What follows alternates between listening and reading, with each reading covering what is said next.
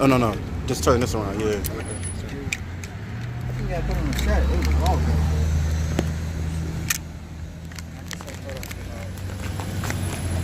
I already went live. I gotta make it public though. Okay. So nobody can see it yet. Okay. I had to do it. I'm gonna do it on my channel. Then I'm gonna post to try to get some fucking more subscribers on my channel. What you been doing? You been pumping up like old videos of yourself that you can find, right? I was about to say, I was like, yo, damn, this is on fire, yo. Yeah. I gotta since Esau took everything away, I had dug into my old terabyte, started finding old stuff. Oh, okay. Yeah. I'm gonna try to unleash it and put it under like a playlist.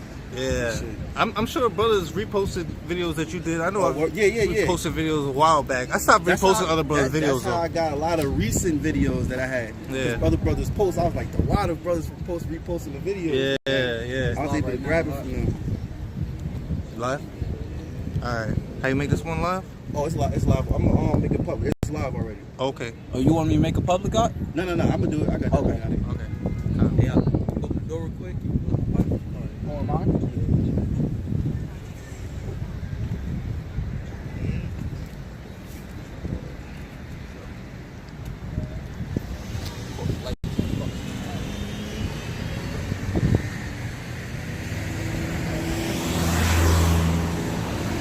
Alright, hey, Shalom. We the Hebrew Israelites. Okay, we come in week in and week out to prophesy the downfall of America according to the Bible. Okay, and once this place, America, falls, thus we'll be entering into our kingdom, alright, and our rulership according to the Bible. Alright? But first and foremost, we want to give all praises and all glory to Yahawah, BaHaSham, Yahawashi, BaHaSham, Rawchaa, Qadash. double honors to the apostles and elders of GreatMillStone who wrote, and honors and salutations to the elect. Okay, so Khan, man, we come out here week in and week out to prophesy the downfall of this place, to warn our people, alright, that there's nothing but death coming here, man. You get Matthew 24, start at the top. Alright, it's nothing but death coming here to America, man. Okay? And we know this through the scriptures, and we know this through watching out for prophecies, man. Alright, Esau, so Kawhi Manny releases these different TV shows to trying to tell you what's actually coming here, man. Why does he do that? Because he tries to be like the Most High. Because the true and living power, alright, who you ignorantly call God, he tells you what's going to happen before it comes to pass, man. Alright, through us.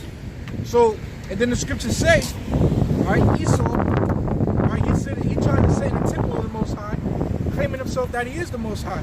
So, him trying to mirror that, he'll try and do the same thing, man. So when you watch these TV shows and these movies for entertainment, really you watching what Esau's planning on bringing here, man. Alright? When you watch movies like The Purge, or Resident Evil, most recently, Black Summer, okay? Black Summer on Netflix. Alright? Esau's bringing all this stuff to pass, man. Go ahead out. Matthew 24 at the top. Matthew 24 and verse 1. And Yahawashi went out and departed from the temples, and his disciples came to him for to shew him the building of the temple. Okay, fix him down. Huh? Yeah, you're right though. His name, the true name is Yahawashi, alright? It's not Jesus. Okay? So Esau know you're in trouble because we have to go into the valley of the dry bones, man. Alright, we're getting the true name of our power back. We're getting to know, alright, who we ignorantly call God. We're getting to really know him again, man. Okay? And his disciples came to him for to shoot. Damn, Butch threw me off, man. This place is filthy, man. This place gotta go. Yeah, that's crazy. That's the spirit. Because as I'm watching the show on Netflix, All American, which it started out good in the beginning. Right now it's just, it's getting whack. But anyway, that's besides the point. It's just a story about a dude in the NFL that's retired named Pacing.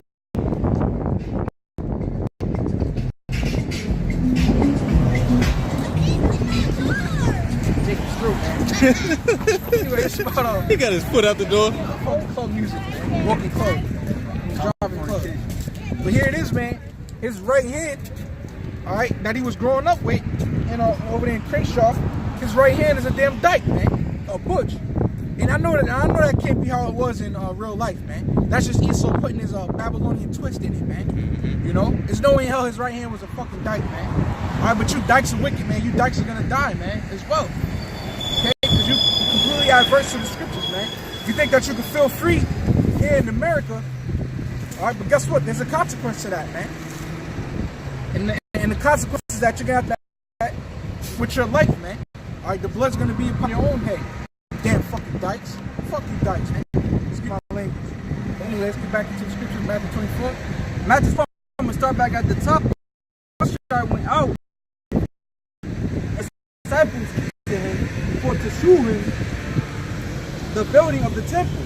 And Yahawashi said unto them, see ye not all these things? Verily I say unto you, there shall not be left here one stone upon another that shall not be blown down. Right. And that's going into 70 AD though, man. Alright, and that came to pass. Alright, that's why they try to build up the third temple over there, them Israelis, man. They think they really got it, man. Alright, but they really don't. Really is so good. I was going to say, man, this is the third temple, man. And how you know that is because, like, when Yahawashi, when he's talking about he's going to destroy the temple in 3 days and build it up again, I'm talking about us, man. According to Revelation, the 3rd chapter, when Yahawashi said, after 3 days and a half, he's going to give us the spirit of life. This is the third temple, right? And the people don't believe, man. So that's why we got to be out here, man. You know what I'm saying? So the people, which are the so-called black Hispanics and Native Americans, they right. And now do that for your sins. So now when you're wondering why your stomach is touching, all right? Take example from Venezuela. There's no more obese people in Venezuela, man, because of that famine. That same thing is coming here to America, man. Okay? And now when you want to get down with the program, it's going to be too late. You're going to die of starvation. You're going to die of wild beasts out here. It's going to be crazy out here, man. All right? And it's going to be too late for you niggas to get saved, man, because you fucking prideful, man. All right? You think you already got it. The scriptures say, how that scripture go, man? The seemeth right unto a man, but the end thereof are the ways of death, man. Right. There's a way that seemeth right unto the man. Yep. The end thereof is death. Right. Because these fucking niggas think they got it, man. And they're basing their stuff off of what? Old vain opinion. All right? It's the difference between us and them. Everything we say it through the scriptures. All right? We have the scriptures to back us up.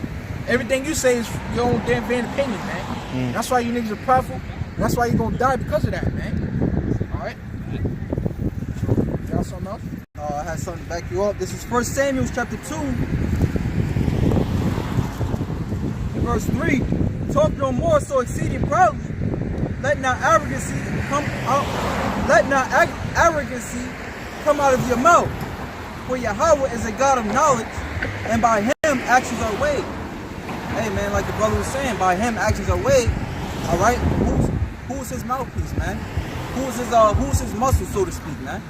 You know what, the angels, his muscles, you know what I'm saying? We just out here as his mouthpiece, as the scripture say, Amos, you know what I'm saying, that his mouthpiece are his service to prophets, man. He revealed his secrets to his service to prophets, man.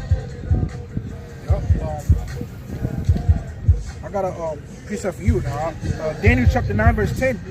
And it says, neither have we obeyed the voice of the Lord our God to walk in his ways, which he set before us by his servants, the prophets. Yeah, man. And our people don't see it now, you know what I'm saying? It's summertime, everybody got, you know, this Rawchaa, you know what I'm saying? Everybody just chilling, man. But when things get bad, man, you know the first thing they're gonna think of, the first thing they're gonna think of is how can, you know, why is this happening and how can I get out of this, man? Right. And the pastors, they're not gonna be thinking about the pastors, man. The most they're gonna be thinking about is us, man, because we're telling them, man. When you think about church, you think about prosperity. When you think about us, you think about, you know what I'm saying, sad times, man, evil times.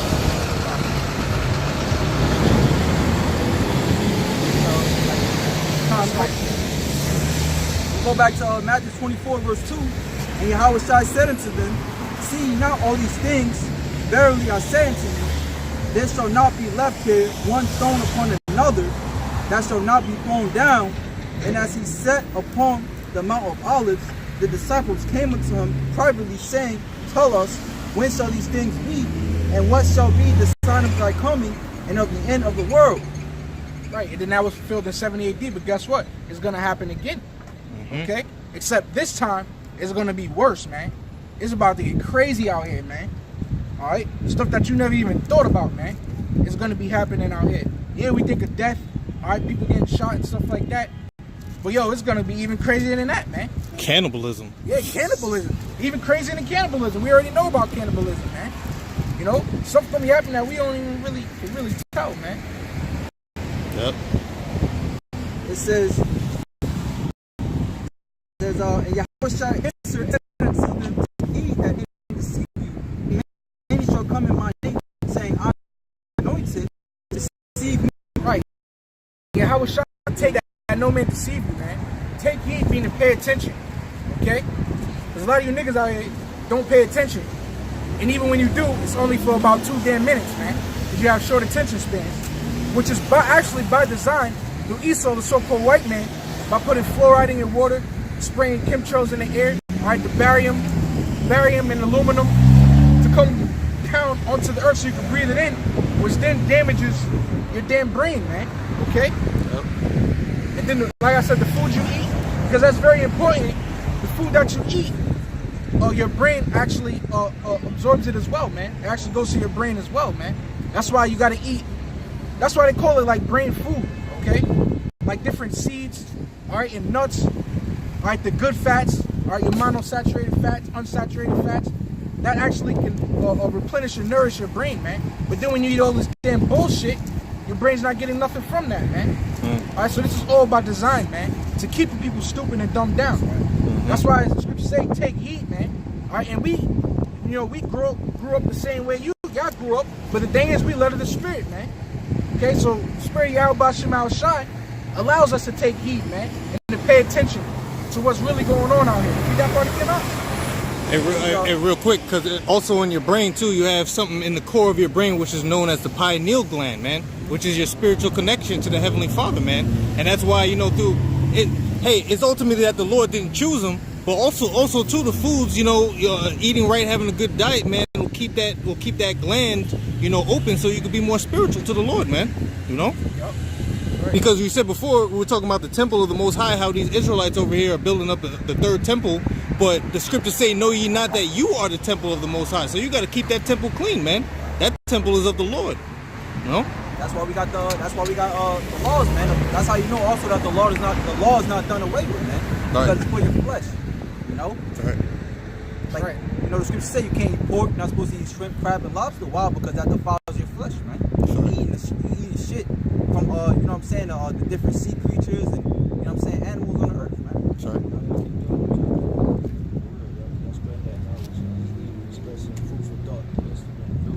Come on. All right, brother. Hey, shalom, brother. It says, for many shall come in my name. Hey, man, and that's the thing, man. That's why some people are destroyed for lack of knowledge, man. Here they eating shrimp, crab, lobsters, pork, in which that food, man, each one of those foods smells like as shit, man. If you ever in the kitchen while somebody's cooking shrimp, it smells disgusting, man. It's actually disgusting. When we want to throw up, yo, pork smells so fucking disgusting, man. Excuse my language, man. And then you want to go ahead and eat that? All right, and then you laid up in the hospital, like, oh man, and then somebody's supposed to feel sorry for you. Look, you're not supposed to be eating those foods, man. Are you dumb or what, man? And then we tell you not to eat those certain foods, and then you still continue to eat it anyway, man. And now somebody's supposed to feel sorry for you, man. Jake is fucking through, man. That's why this place gotta go, man. Then you gotta. If you saw such a damn devil, you could be driving by and they'll have a big ass billboard, man, of a damn honey smoked glazed ham and shit, man. Yeah. From Subway. Get your honey smoked glazed ham from Subway, man. All right, advertising it, man. You ain't supposed to be eating that shit, man. That's right. All right. I got a precept. 1 Corinthians chapter 3, verse 6. It says, know ye not that ye are the temple of the Most High, That's right. and that the Spirit of the Most High dwelleth in you. Because brother's talking about how you're supposed to clean your temple, man. You're not supposed to eat defiled foods. And if you're an Israelite from the seed of your father, then guess what? You are the temple of the Most High. All right? We make the kingdom, man. We establish the kingdom, man. So when you basically destroyed your temple, the Lord said what? It says, if any man defile the temple of the Most High, him shall the Most High destroy. For the temple of the Most High is holy, which temple ye are, man. Right. You know, because we understand that the temple of the Most High is not some building, all right? Not some brick building that man made, all right? The temple is the children of Israel, man. You know? Yeah, that's the spirit. That's why down there in Louisiana, I think they make a churches, but 3 popular Baptist churches got set on fire, man. You know? And now they're saying it can be a hate crime of some Edomite just running around burning down the so-called Negroes' churches, man. That's the Lord trying to tell you. The Lord don't dwell in church made with hands. Alright? The Lord ain't about that, man. You know, it's nothing but wickedness going on in them churches, man. Alright? Fuck you gooks, man. That ass. Hey, you had a few times incidents that happened in the church where, for one, that Edomite, he went in the church and gunned those people down. Yep. Dylan Storm Rule. Yeah. You know? Hey, you had a pastor that got shot to death for, I don't know if it was for adultery or, you know, stealing money from the congregation. You know? So it's hey, people trying to run into the church as if the church is God in it. Nah, the Most High is in us, man. All right? Even though he is an entity himself, but what? He placed us to be his seed, man. So he dwell with us. The scriptures tell you he only have known us of all the families of the earth, man. Then the scriptures also say he changes not. Also, he dwells not in temples made with hands, man. Now, a lot of guys, these pastors, man. There's a person in particular my Eve listens to, that's just bringing out all these fake, all these pastors over here in these churches getting busted for adultery, you know, getting caught raping little boys, man, you know, things like that, and he's just bringing it out and airing out their dirty laundry, man. Right. And these are supposed to be men of the Lord.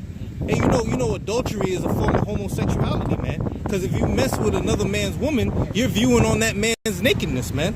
You know what I'm saying? You don't understand it, man. Yeah, that's his flesh, man. You know? I appreciate what you were saying. This is Acts 7 and 47. But Solomon built him in house. So they might say, okay, well, did Solomon build a house for the Lord? Okay.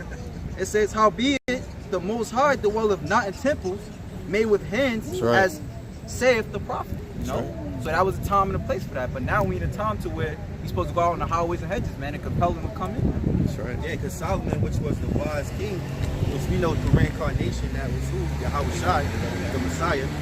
All right. And Solomon, he loved the Lord so much, he wanted to build the Lord in house. But the Most High said, look, earth is my he said, earth is my footstool. He said, heaven is my throne and earth is my footstool. What house will ye build me? You know? So it's like the Most High's house is really the whole galaxy, man. He's too big to sit upon the earth, man. You know? Matter of fact, the Most High is too pure to be looking upon the earth. That's why he has angels, man. He said his eyes are brighter 10 times than the sun, man. Because his angels are out there watching, man. If the Most High look upon us, we won't live, man. Because he was nothing but blood and sin, man. So he sent a mediator, man. An angel, man. A messenger.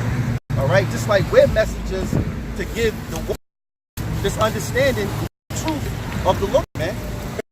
To wake up the hopeful elect throughout the four corners, man. And that you get this truth. Hey, the young brother, may the Lord have mercy on him, man.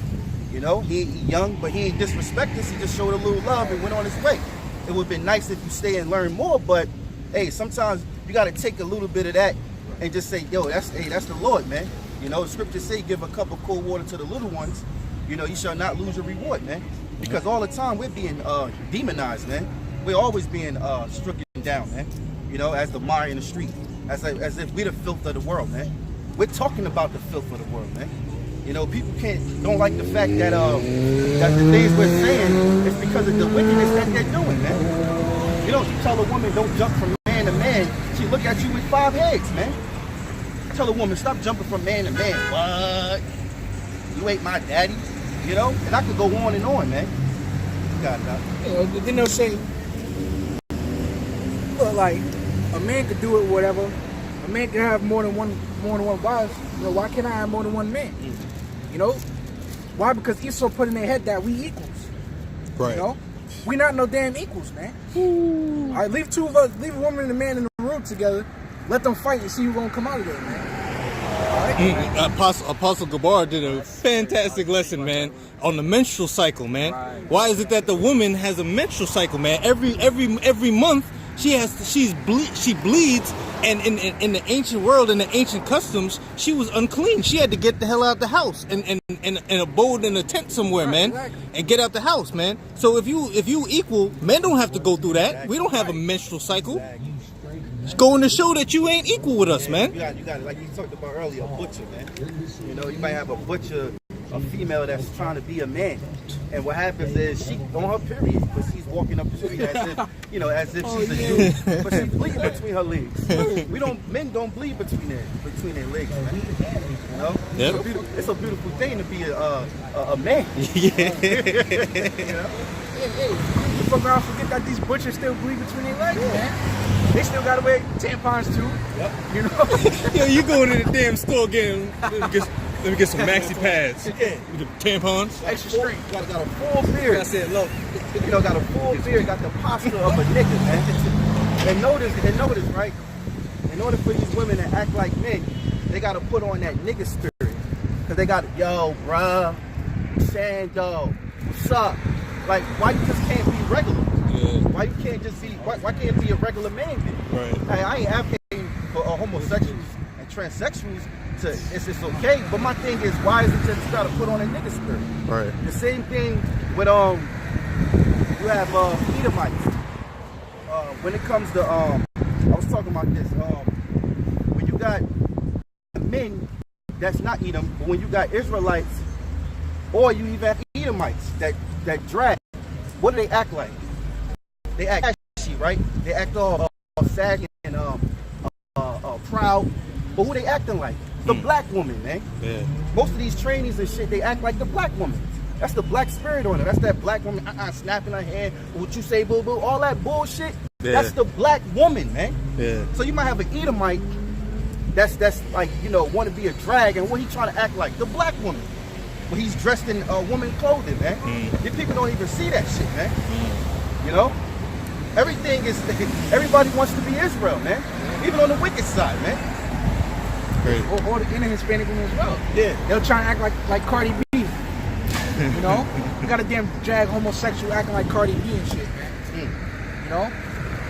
But, what you saying? I was about to say, hey, Cardi B might be a fucking Judite, man. Because I remember Apostle Sahar, he did a video, 40% of Dominicans are actually black people, man. That's right. Actually, so-called African Americans, man. Oh yeah, and then I wanted to say, now they gonna say, you know, why we women bashes, man.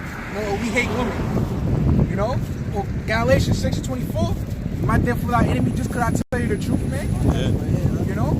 Because that's what Esau do, man. Reverse psychology, man. Right. You know? We hate women and shit like that. Just say we not. You know, we don't hate. We love women, man. Hey, women have a beautiful part in the kingdom of heaven, man. Yeah. We gonna have fun in the kingdom too, man. Anything a woman wants, she gonna get as well, man. She gonna wear beautiful jewelry. Yo, anything a woman wants to do, she gonna be able to do as well, man. Only thing that she gotta shit man. And that's not even gonna be a problem until they're gonna have that herb. It's called Agnes castus, chasteberry. Well, it's gonna be naturally in them, man. They ain't gonna be fiending, you know. Yeah. Hey, a man's glory is his woman, man. So if we're gonna have the kingdom, we're gonna have dominion, we're gonna have spiritual powers and all the riches that we can possibly imagine. What do you think we're gonna do? We're gonna give it all to our women, man. Make them happy too, man. Because if they happy, we happy. Right, exactly. Israel only get fly. Well, real men, they get dressed to impress. Right. You know, they get dressed to impress who? Women. You know, nowadays niggas trying to dress to please depress men. It's wicked, man. But when a man get a nice car, he get some nice clothes, he got jewelry on, he trying to look good for a lady. You know? And if he got a lady, you know, he want to ride around in nice things. He want to look nice. So in the kingdom of heaven, yeah, like the brother said, man, we gonna be getting all these things, but we gonna be giving it to our what? Our woman, man. Because she gonna afford it, man. You know? Yeah, brother made a beautiful picture of he was in a chariot looking out of space with an Eve next to him, man. You know, they're gonna be enjoying themselves, man. Right. They just gotta get up under the clutches of fucking Esau, man, the so-called white man. All right, just messing their head up, man. Got shit all twisted up, man. I got a precept. This is 2 Chronicles chapter 7 and 14. It says, if my people, which are called by my name, shall humble themselves and pray and seek my face and turn from their wicked ways, then will I hear from heaven and forgive their sin and will heal their land. That's a repentance scripture, man. That's all, man. That's all the Lord asks, man. The Heavenly Father, man. Power of the universe. Asks you have to add more so forth. The Heavenly Father to humble himself and to remember Israel, to humble himself, to plead with us, man. You know, searching Jerusalem with candles, man. Seeing what man is gonna stand up against the evildoers, man. You know, who gonna hear the Lord's ways, man? That's all, man. Right. You know, but niggas, they despise the truth. They don't want to be in the kingdom, man. Here we telling you that you got a glorious future, man. Right. Which we'll never die. Have everything your heart can wish for. I want that shit. I want that nigga girl. That's what you're saying, man. I want that girl. I want his wife.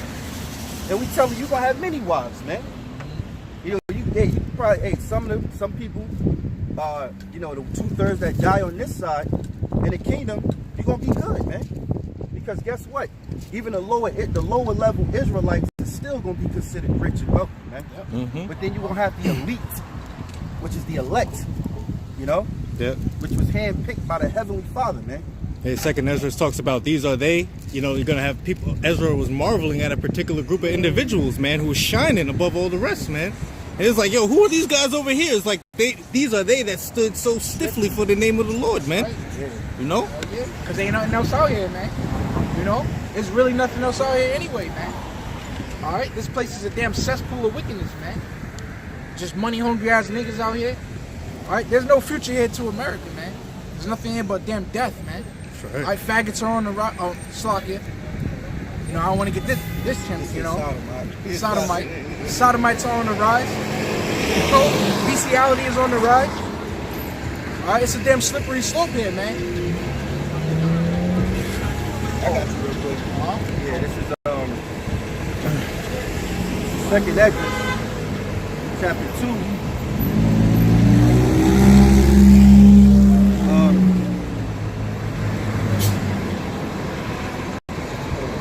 It's like towards the end. Right? Yeah. 2, and I'll start at 36. I'll just read into it. It says, "Flee the shadow of this world." Flee the Ooh, wow. That's the spirit. It says, "Flee the shadow of this world. Receive the joyfulness of your glory. I testify my Savior openly. Oh, receive the gift that is given you, and be glad, giving thanks unto him that hath led you to the heavenly kingdom." Spirit, This is spirit. It says, "Arise up and stand. Behold, the number of those that be sealed in the feast of the Lord, which are departed from the shadow of the world, and have received glorious garments of the Lord. Take thou number, O Zion, and shut up those of thine that are clothed in white, which have fulfilled the law of the Lord. The number of thy children, whom thou longest for, is fulfilled. Beseech the power of the Lord, that thou people, which have been called from the beginning, may be hallowed." I Ezra. That's how you know that you were called, man. Many are called, but few are chosen. The elect were chosen and selected from the very beginning, man. They had, the elect, when the angels came and formed the earth, the Allahayim, you know, those were the elect, man. Right. Those same people on the earth right now, and what are they going to be doing? They're going to be teaching His word, man. That gift, man. Yep. And it said, he said, which have been called from the beginning may be hallowed. So he's singling them out from the rest of Israel, man. Right. You know? Like Right. it says in the prayer, hallowed be thy name. So you separate, you know, the name of the Lord. Like the Lord is separating Israel, separating that. They're gonna the elect gonna have a certain glow, man. Than the regular Israelites, man. It says, verse 42, I, Edras, saw upon the Mount Zion a great people, whom I could not number, and they all praised the Lord with songs. And in the midst of them, there was a young man of high stature, taller than all the rest. And upon every one of their heads he set crowns, and was more exalted, which I marveled at greatly. Hey, that one that told all the rest was Yahawashi, man. You know, and what the elect are around that whole great multitude of people, which Ezra couldn't number. It's talking about the elect. It's talking about the 1/3 and the 144,000. You know, it says, which I marveled at greatly. So I asked the angel and said, Sir, what are these? He answered and said unto me, these are they that have put off the mortal clothing and put on the immortal, and have confessed the name of Yahawah. Now are they crowned and receive palms, songs. Then said I unto the angel, what young person is it that crowneth them, and giveth them psalms in their hands? So he answered and said unto me, it is the Son of the Most High, whom they have confessed in the world. Then began I greatly to commend them that stood so stiffly for the name of the Lord. Then the angel said unto me, I'm sorry, and that just proves that his name can't be Jesus, man, or anything like that, man. Because, you know, everybody on the earth, man, there's not a person, you got to be literally living under a rock if you don't know the name Jesus Christ, man. But Proverbs 30:4 tells you what is his name and what is his son's name, if thou canst tell, man. So, you know, hey, it's a faith thing, man. We know that the true name of the Heavenly Father is Yahawah, and his only begotten Son is Yahawashi, man. You know, he saves, our Savior, man. Yep. And that reminded me of when he said in Mark 8:38, if you're ashamed of the Lord will be ashamed of you. Because we're standing stiffly for that name, even when these demons try to downplay it, they try to take it away from us, you know. But the Lord restored this back to us, man. So that's standing stiffly. We're the true men of the Lord are the ones out there on the highways and byways teaching, man. You know, teaching His word in sincerity and truth, man. You know, and that's standing stiffly for the Lord. Anything that comes against the scriptures is brought to in obedience, man. You know, under the name of Yahawah, BaHaSham, Yahawashi, man, and His word. That's right. So it says, then the angel said unto me, go thy way and tell my people what manner of things and how great wonders of the Lord thy power thou hast seen. You know? Yep. Got some, Mark? Yeah, I got some. The second, St. John chapter 17, verse 6. It says, actually I'm going to start at 5. It says, I have glory, and now, O Father, glorify thou me with thy own self, with the glory which I had with thee before the world. You know, because it's also proof that Yahawashi was he was with the angels. In Genesis 1, how God created the earth. Also proves that Yahawah was with the angels before the world. And it says, and I have manifested thy name unto the men which thou gavest me out of the world. You know, so the men that the Most High gave Yahawashi out of this cesspool, man, out of wickedness, man. You know, Yahawashi, the Most High gave Yahawashi help. Alright, he glorified our Lord, you know, and made him that top angel, but Yahawashi had help. And that was the chosen men, man, which is we understand today is the elect, man. You know? It says, thine they were, and thou gavest them me, and they have kept thy word. That's right. So now go back to Matthew 24. Now they have known that all things whatsoever thou hast given me are of thee, for I have given unto them the words which thou hast given me, and they have received them, and have known surely that I came from thee, and they have believed that thou didst send me. It says, I pray for them, I pray not for the world, but for them. That's a good. He said, I pray for them. I don't pray for the world, man.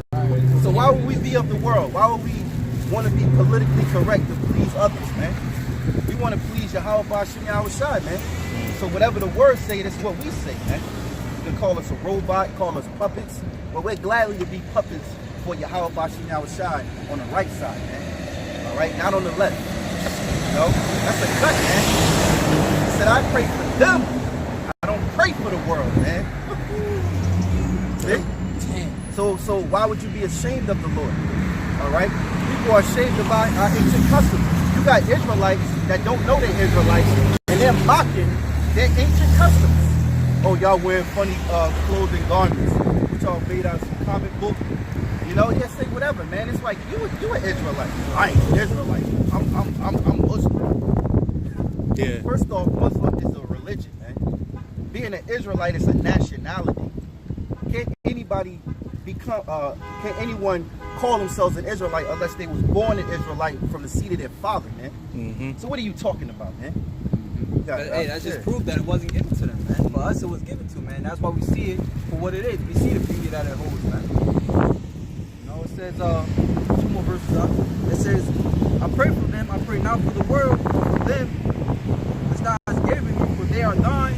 All mine are thine, and thine are mine, and I am glorified in them.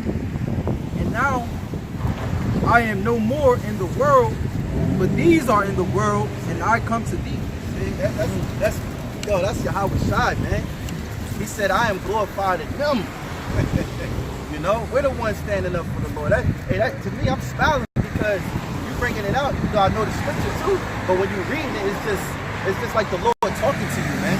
The Lord knows where he belongs, man. He knows where we belong with him. He belongs with us, man. We was put together to the Most High, man. You know? That's how you know people. It's really like how the apostle always say how the Most High deals with men. You can pull this scripture too. It says what? And I am no more in the world, but these are in the world, and I come to thee. So it's, hey, how you know what I'm saying? How you gonna talk to Yahawashi, man? You need to teach him, man. Yeah. You know what I'm saying? Yeah. You know, give me that proper understanding, man. That's right. And I come to thee, Father, keep thy own name to thou hast given me, that they may be one as we are. Right, man. And he said that he's no longer in the world, but now we are in the world. I mean, we took over the job of Yahawashi. While he's doing better things now, man. Like preparing the kingdom for us, man. Yup, preparing for his second return to start slaughtering you 2/3. Alright? You niggas, you spicks, Uncle Tomahawks, as well as the heathen, man. Alright? And while he's preparing that, we took over his old job, man. You know? It's like wearing somebody's old clothes, man. You know? But that's what we are doing. That's why we're gonna be considered, that's why we are considered joint heirs, man. And that's why we're gonna be partakers as well in the kingdom. Alright? We're gonna have a sideways 8 amount of riches, man, and precious metals. Alright, we're gonna partake in the kingdom as well, man. But as long as we do this in sincerity and in truth and with true diligence, man. Alright? And we're gonna be glorified just as Yahawashi is gonna be glorified, man. But Yahawashi first, and then we're gonna be glorified, man. Because the scriptures say we're gonna be we're gonna get, matter of fact, Zephaniah 3:19. You can bring that out. Okay. This is St. John chapter 14:1. It says, let not your heart be troubled. Ye believe in the Most High. Believe also in me. And in my Father's house are many mansions. If there were not so, I would have told you, I go to prepare a place for you. Right. And that's why he left behind this job. One more verse. And verse 3. And if I go and prepare a place for you, I will come again and receive you unto myself, that where I am, there ye may be also, man. So Yahawashi forgot about us, man. Yeah. You know? He's in the spirit realm with the Heavenly Father, sitting on the throne, desiring to come back to get us, man, of what he promised us, man. He walked the life that we live, man. Yahawashi know how it feels, man. He understands what we're going through, man. Because he proved that this world was wicked, man. Alright? Hey, the scriptures say vengeance are in his heart, man. So Yahawashi not only desiring to come back, but he has vengeance because he has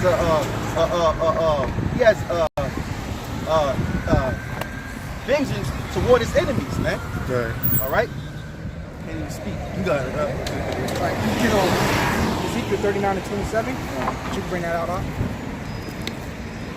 Zephaniah 3:19. Behold, at that time I will undo all that afflict thee, and I will save her that halted, and gather her that was driven out, and I will give them praise and fame. Zephaniah 3:19. Behold, at that time I will undo all that afflicted thee, and I will save her that halted, and gather her that was driven out, and I will give them praise and fame in every land where they have been put to shame. Right, you see that? And that's talking about us, man, the Israelites. All right, but first and foremost, all right, the elect. All right, the hopeful elect, 144,000, man. All right, because we've been put to shame amongst all the heathens, man. Okay, the scriptures say, they that hate thee have lifted up their head. All right, before they supposed to have their damn heads down before us, man. All right, we are the sons of the Most High. All right, they know that they are a damn slave. That they were made to be our slaves, man. They feared us. All right, and they're supposed to have their heads down before us, man. But they lifted up their head and they got. All right, they are done with us, man. All right, pretty much nobody has. Israel, by the heathen. Time is going. All right. Okay, so Ezekiel 10 verses says, "Father set in great rich in the locust."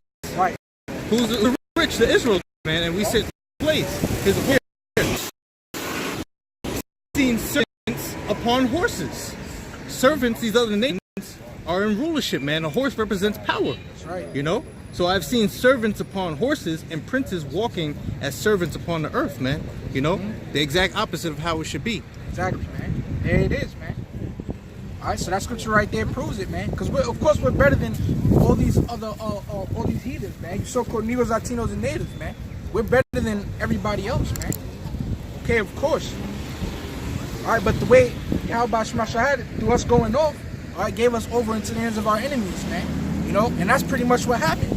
But it's gonna be all that is gonna be undone. All right, we're gonna get praise and fame in all the lands, man. All right, because we're gonna be getting spiritual powers. All right, they're gonna see that. Hey, well, it's gonna be right here.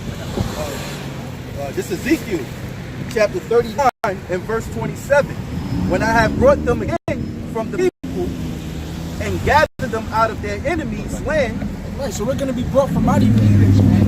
You know, Esau has like a damn love-hate relationship with us, man.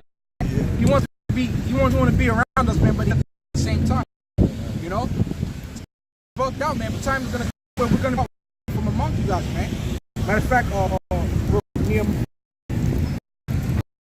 When a brother get that land back into what the brother saying, but that's what looks like a love-hate relationship, man. Because you know how you are with a woman. You know, your wife, probably more than like she's of your tribe, you know, or she's of the tribe. She of your, you know, and she like, but then you hate her, but it just give you a problem, a headache, and then you just wish that she could just be perfect. Yeah.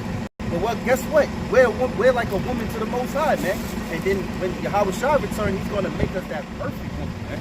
You know? This is Nehemiah chapter 9 verse 2. And the seed of Israel separated themselves from all strangers and stood and confessed their sins and the iniquities of their fathers. right, man. So first thing we have to do is separate ourselves from the damn strangers, man. All right, these damn heathen.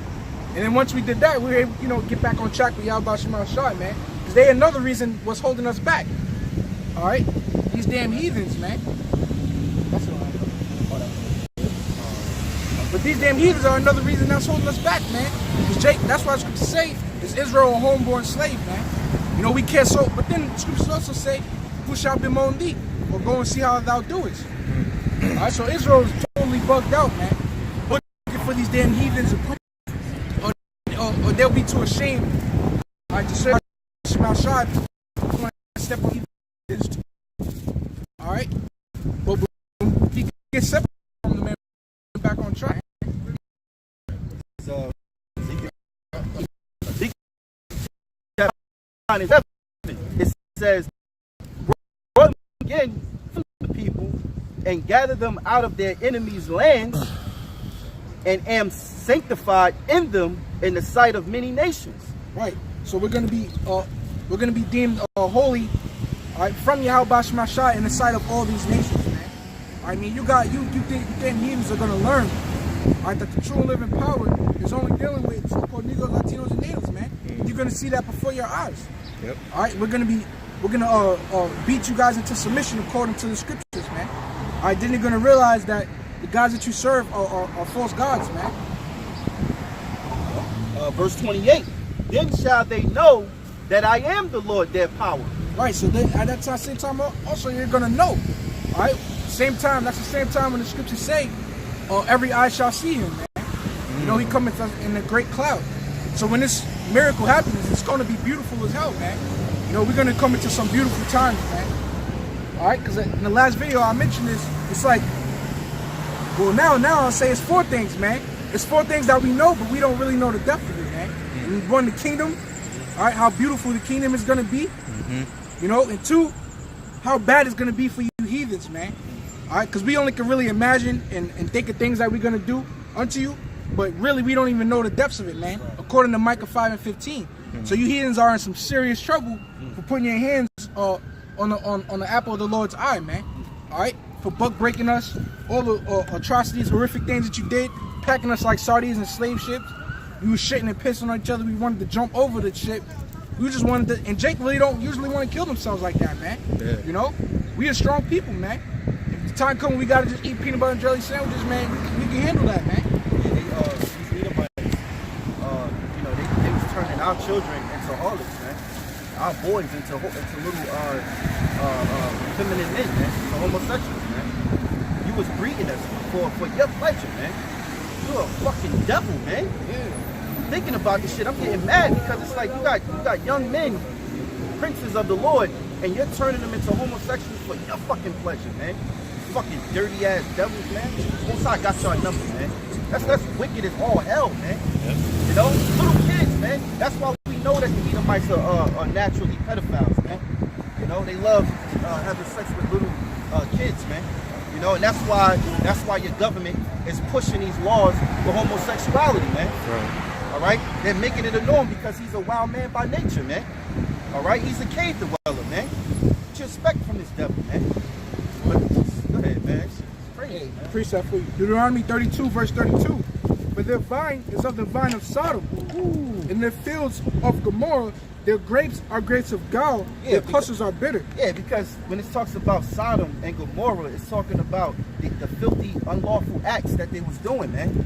Adultery, which is all unlawful sex, man, that was happening in those lands, man. When the Lord say, can you read it again? It says, for their vine is of the vine of Sodom. For their vine is the vine of Sodom, man. Meaning your roots. Your roots is from the spirit of sodomy, man. This is why the Lord said this place is spiritually called Sodom and Egypt, man. All right? Because the vine of Sodom is deep, man. The Lord destroyed Sodom and Gomorrah and the other neighboring cities round about with fire and brimstones and without warning, man. Egypt was the time where our people was in bondage, man. Okay? And we was shackled in chains, man. We was put in subjection under the heathens, man. And we're just like that now here in America. And when you look at the traits of this place and you look at what they mirror themselves as ancient Egypt. They mirror themselves as the ancient Roman Empire, man. All right? And you know that so-called white man, all right? You know, that so-called white man is Edom, all right, the god of wickedness. Because, hey man, all of their comedies is homosexuality based as well, all right? All of their jokes, you know, and the way that they are around each other, it's all homosexuality based, man. You know, you guys are homosexuals by nature, man. Yeah. And now you Jakes, Israelites, y'all just gobble it all up, man. You know? You just gobble it all up and make it a lifestyle, man. Like it's cool. I was riding past a high school the other day, and the person in the car with me, you know, we was trying to figure out, because there was a group of men. There was a group of little young boys walking together in packs, like 4 or 5 deep. And when they got close to the car, we got a better look at them. You know, because I'm waiting for somebody or whatever. And then the person in the car, you're like, yo, is that you know, is he gay? So you got nowadays where in these high schools or these schools, these men are friends with homosexuals, man. They homeboy is gay and they just walking up the street like it's normal. You know, when I was in school, we ain't never done such a thing. It was like 5 people in my school that was actually gay, and most of them was women. And then it was like one boy named Leon. You know, it was a joke. Niggas used to say, close your butt when you see Leon. Every time Leon used to be around, he used to be uncomfortable, man. We was uncomfortable whenever he was near. He was like, hold up, you with Leon, bro. I saw you in the hallway with Leon. He's like, yeah, all right, nigga. No. He's getting a fight shit. Like, all right, stop, don't trade no rumors, nigga. Now, you know, they cool. This little dude, he had a pink do-rag on, and his mannerism was feminine. But he walking with men, like niggas. Yeah. I don't know, you know what I'm saying? Yeah. Like, yo, shit is crazy, man. Yep. And that's just, man. Cool white might just got. He had what they call a damn bun. You know, he do himself and tie in the fucking bun, and then Northern try and catch us shit too, man. It's not Nate teaching the shit from me. Alright? Then you take it a second and go ahead and tie the fucking bun like a damn bun. And you see how the laws of the Lord is perfect, like the brother said. You know, a man should not have long hair, because what happens when you're driving? You see like somebody slim, you can't tell when their hair is long. So when you drive, you be like, is that a girl? Or is that a dude? Then you be like, well, that's a girl. But then you try to see their face, and once you see it, you're like, oh! That's a fucking dude. Yeah, it's deception, man. It's wicked, man. It's confusion. That's why it's Babylon. You know? You might be in a damn club somewhere and trying to grind up on a girl and it's a dude, man. Because he got long hair. Ooh.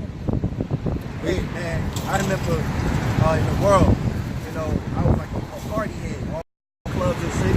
That was my thing, man. You know?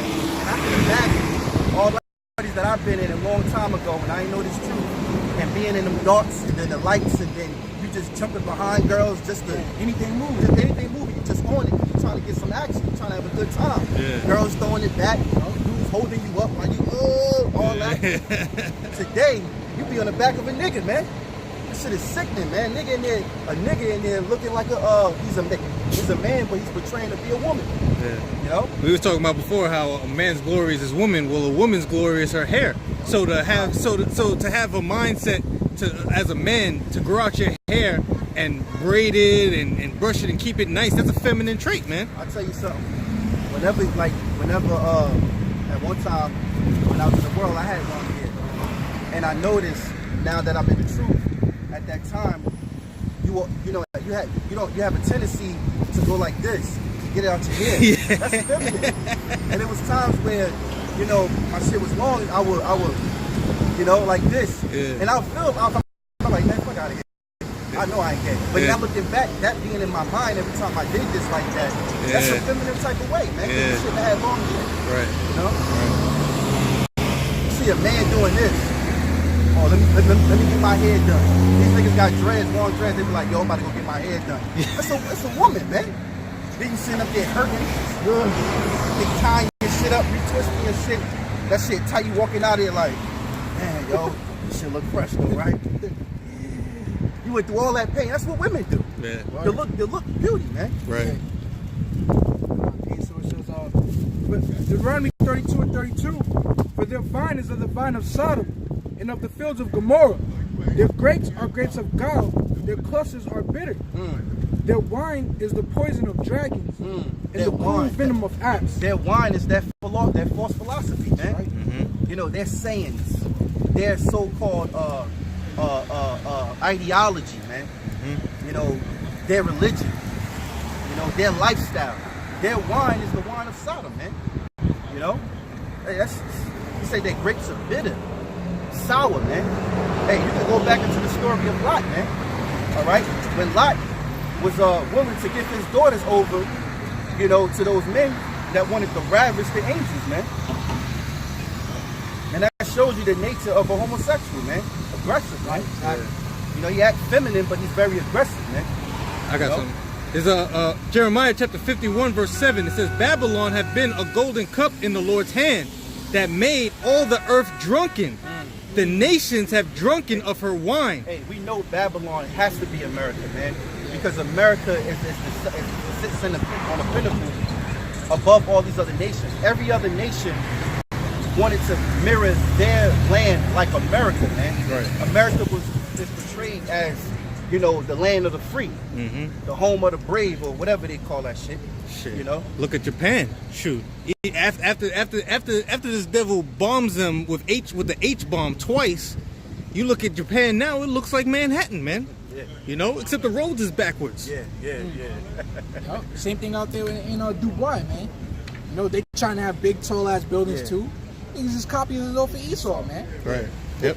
That's right. Because you may look at some of these lands and you'll be like, they can't possibly have this certain store there. But then you get there, you be like, yo, they got a city here. I didn't know they live like this. Shit, freaking McDonald's right there. Yeah, it's like back home. McDonald's in Africa. Yeah. It says, Babylon hath been a golden cup in the Lord's hand that made all the earth drunken. The nations have drunken of her wine. Hey, now look, every other nation is looking to, not all, but a lot of these nations are looking to pass rights for homosexuals because America did it. Yep. So Women's rights. Yeah, women's rights. They all trying to follow suit because if America has that way and you go to another country and it doesn't go in that way, America's looking down on your country, man. You know, the way. The damn president, man. I remember when Obama was president, he had even talked about, was it Zimbabwe? It was an African country with the Hamites, and there was a leader there, and he said that there's no way that homosexuality is right. I think he was the governor or something. I forgot what it was, the article. And then Obama spoke about it. He said that we're going to change that because he was actually... was that in Africa? Yeah, it was in Africa. Yeah, I know what you're talking about. Yeah, he was talking about how that shit was wrong. You know, it would never be like that here, you know, and this and that. And then Obama took offense to it. Because Obama was the president that passed the laws in 50 states, all right, for same-sex marriage, man. Yep. And I don't know if it's the same country, but there's another one in Africa where pretty much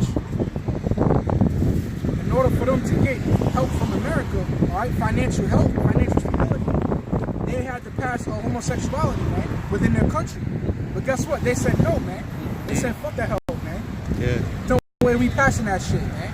Yep. That's wicked as hell, man. So you can see America, Edom, so white man is the worst of the heathen, man. That's right. It says, Babylon hath been a golden cup. One more thing as well. India, I'll never forget this. India, like, just recently passed, you know, laws to back and protect homosexuals and transgenders, man. Right? And then guess what? Literally a week after they passed that law, you know, or eased up on them, they did military drills with America, man. You know, so you know that they were set up, man. Right. All right. In order for us to help you out, you know, and advance your military, you got to pass these homosexuality laws, man. You know, it's just Esau being the damn devil. The scriptures say, right, that when they came into power, wickedness was increased, man. Right. You know. Yep. So it says, Babylon hath been a golden cup in the Lord's hand that made all. Sorry, man. One more thing. I'm sorry, man. We'll keep going on forever with Hey, Esau's man, wickedness, man. Because that's how you know that he was a serpent in the garden, man. Right. You know, Satan, the Lord asked Satan where he was at, and he said going to and from the earth. And that's how we know that Esau, the so-called man, is his physical counterpart. Because Esau is all to and fro from the earth, trying to do the same thing he did with Eve and Adam, man. Oh, right. All right, trying to sow that wickedness within the earth, man. Homosexuality, all right, bestiality, and all of that shit, man. Hey, man, that goes into neither keepeth at home, where Habakkuk, the 2nd chapter, it's like he never keepeth at home, meaning he can't mind his own damn business, man.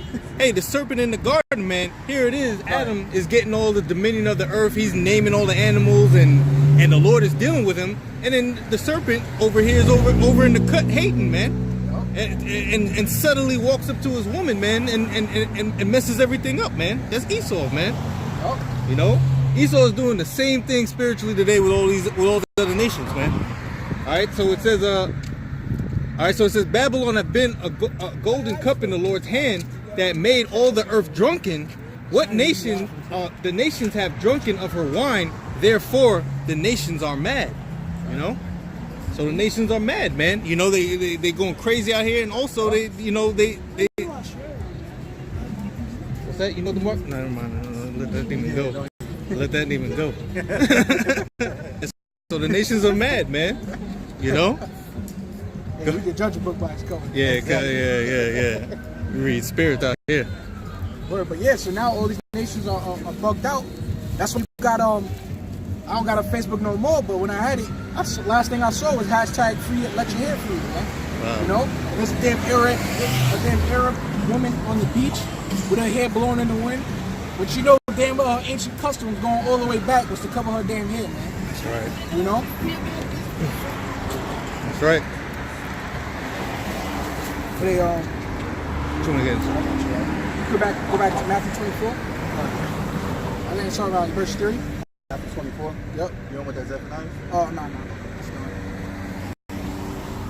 No more Ezekiel, right? No. This is Matthew's 24 word. Verse 3. This is Matthew chapter 24, verse 3. And as he sat upon the Mount of Olives, the disciples came unto him privately, saying, Tell us, when shall these things be? And what shall be the sign of thy coming and the end of the world? And Yahawashi answered and said unto them, Take heed that no man deceive you. It's like, that's another thing, man, because taking back on the scripture, it's still so stiff for the name of the Lord, man. You know, we got these damn helicopters and shit, you know, trying to check us out. Look, nothing's gonna stop us from standing up, for standing stiffly for the name of Yahawah, man. All right, told to come out here, man. All right, and that's exactly what we're gonna do, man. Yep. So that's why we're gonna be receiving crowns through the face of these damn niggas. All right, damn choppers trying to scope us out, Scopio us. Okay, no matter what, man, we stand stiffly for the name of Yahawah. Brothers gonna be blessed with spiritual powers. All right, brothers gonna be protected with the hedge of Yahawah. So it ain't no thing, man. You know, it really ain't no thing. All right, especially we ain't supposed to fear men. Okay, you bugged out. Even Biggie said that shit, man. You know. Yep. And that was that song called "Niggas Bleed." All right, niggas bleed just like me, man. Yep. All right. So, but hey, these evils are gonna be beaten to fucking submission, man. According to the scriptures, man. You got that off? Yeah, you see Esau trying to take down brothers' pages, putting warnings. The elder Malcolm out there in Chicago, man, he did a damaging video to Esau, man, as he always does. And I went back to actually watch it a second time hours later, and it said viewer discretion is advised, because it got so much of an uproar from the people. You can't comment on the comment board, you can't like, you can't dislike, and you can't share it. You know? That's what Esau's trying to do, trying to suppress his truth, man. But hey, maybe it might be that time, you know, where our tongue cleaves to the roof of our mouth, man. We're definitely in a time and approaching the famine of the word, man, because they are attacking brothers, and not only just us, but alternative news and period. You know, they will not circulate the video the right way so people can see it. Right. So that's why as brothers, we gotta stick together and help each other out, so that brothers' videos can circulate. Because what happening is they're not letting it generate, they're not letting it circulate, you know, throughout the YouTube circle, man. The unicorn, man. So you know. Yeah, conspiracy theories. This devil was doing something. I believe Shalomon was talking about that. He was going in on conspiracy theories, but here it is. Esau is going to flag YouTube videos that are quote-unquote conspiracy theorists, because that's a big gray area. But anything that's considered by this devil to be conspiracy theory, it's not going to show up on your recommended channels. If you watching something, it's not going to show. You know how YouTube be like recommend this something in the same kind of thing. YouTube's not going to put it on there no more. You know. So like you said, the circulation. You know, he's being the devil, man. Yeah, it's coming, man. Famine of the word, man. They couldn't have done that without that net neutrality passing, man. Exactly. Yep. Yes. They gotta pass their damn bills first. Yep. That's the fruit. This is the fruit of net neutrality's labors right there. That's the fruit, man. And then I'll tell you one thing, man. The first thing, the second Yahawashi has us not coming out here no more. That's the beginning of our kingdom, really, man. Because people say the kingdom is within you anyway. But the second we done talking, that's it, man. Yep. Now it's time for them to be pilgrim on the earth. we're gonna be one with Yahawah, man, without having to go to work, without having to beat up on the Esau, man. That's gonna be it, man. You know. So Esau, you do what you got. You the one that's caught in straits, man. You know, we good, man. All right. Precept. It's Amos chapter 8 and 11. Woo. Behold, the days come, saith the Lord Yahawah, that I will send a famine in the land. Not a famine of bread, nor a thirst for water, but of hearing the words of the Lord. See? It says, but of hearing the words of the Lord, man. That's very important, man, because when they censoring us like that, guess what? For you guys out there that are sincere, may not be a part of a camp, you're right. You open up to the prophets, you open your Bible up, and you watch, you listen. You may jot down breakdowns and precepts so you can have the understanding. Well, guess what? You got to download those videos, man, because they got to. Hey, the hearing of the word of the Lord is about to come to an end, man. Sure. We're approaching that time, just like we're approaching the time where they're going to force this RFID microchip upon you people, man. And that chip is the mark of the beast. All right. So if you have any man claiming that he's an Israelite teaching, and he says the mark of the beast is not the chip, that man is a false prophet, man. Straight up. That's one of the biggest prophecies that we're waiting for, man. It's already here. A lot of people are already being chipped. Okay? You got some Sweden. You got, what's that? Sweden, right? Sweden. Sweden. Australia. Australia. Yeah. China. You got hundreds of people. India. You got over thousands of people being chipped right now around the world.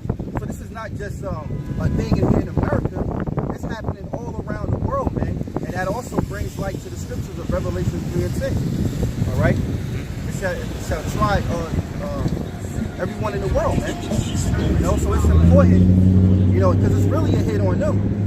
You know, you call yourself playing the fence. I'm going to get back to that. Y'all hear y'all brothers, yo, that's the truth though. Yeah. But you what the scripture say? You prolong in the Lord. But guess what? The Lord gonna come in your security and destroy you, man. Because you had every chance, man. You know? That's right. So it says, behold, the days come, saith the Lord Yahawah, that I will send a famine in the land. Not a famine of bread, nor a thirst for water, but of hearing the words of the Lord. Right. And they shall wander from sea to sea, and from the north even to the east. They shall run to and fro to seek the word of the Lord, and shall not find it, man. And guess what? That's a prophecy, man. Because there's going to come a time when it do. Well, when the Most High have us stop speaking this word, Esau putting censorship upon this word, upon their engine, the YouTube. Guess what? You're going to have people looking and going crazy just to find the words of the Lord, man. To find those men and to be taught.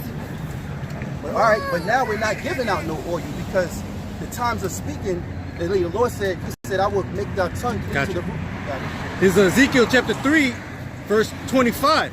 But thou, O son of man, behold, they shall put bands upon thee, and shall bind thee with them, and thou shalt not go out among them. Meaning the Lord's going to take us off the streets, man. Take us off the YouTube. And this is very important that the Lord is saying this, because what the brother's about to read, even if we wanted to teach you in that time, we won't be able to, because the Spirit won't be there to do that. That's right. It's going to be about, like you said, pilgrim, man, waiting on the day of the Lord. We're not giving out no more oil. So go ahead, Verse 26, and I will make thy tongue cleave to the roof of thy mouth, right, that thou shalt be dumb. See, we're going to be, not saying you're not, the brother not going to have the word, but when it comes to teaching in that time, you're not going to have time. Shit. You can't be a student then. It's too late. It's war.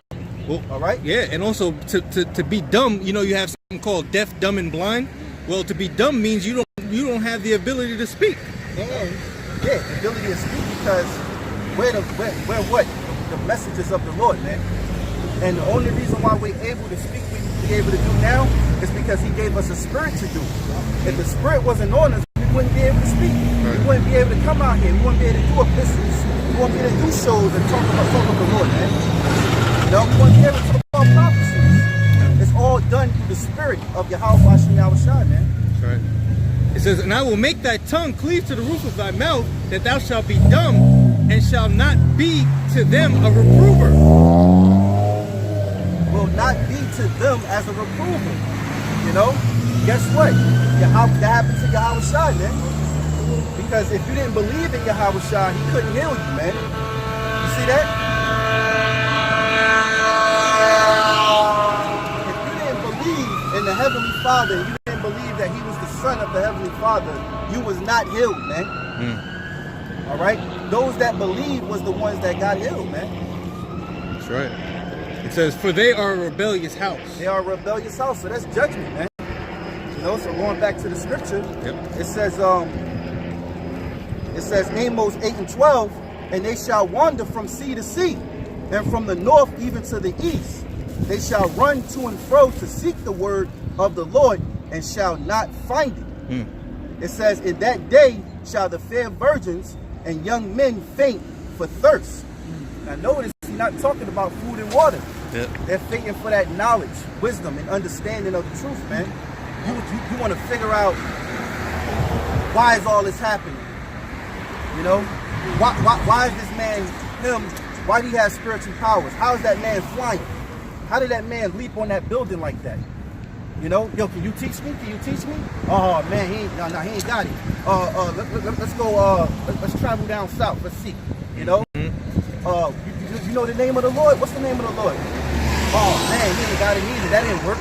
Because why? You're gonna see brothers doing things, man. All right. You're gonna be searching. Then all of a sudden you're gonna believe. But guess what? The Lord said not to be a reprover for you, man. Because you are wicked, man. And the only thing that's for you is destruction, man. Well, this is why, man. This is why they're gonna try and come look for, all right, for that to be, all right, to be filled, you know, of their thirst, man, to be relieved of their thirst, right? Second Peter chapter 3 verse 3, knowing this first, that there shall come in the last days scoffers, walking after their own lust. Yeah, last days scoffers. Walking after their own lust, because in the last days a lot of people scoff this truth, man. Here it is, you didn't know what the Bible, you don't even understand the Bible, but because we're bringing out what's in the Bible, you don't want to believe it. Here it is, the prophecies and the mysteries were sealed up, but you didn't understand, you know. But now the prophecies and the mysteries of the scriptures are for us, it's given to us. You don't even want to accept the mysteries, man. You know. Oh, because we of you, we of your people, we can't be telling the truth. Why? Because we're so-called black and Latino, man. So we can't be telling the truth. But if Esau say that we're Israelites, so now you believe? Right. That's why we throw those different videos of edification where other men of not of Israel speak on us, and why it's like it's an awakening.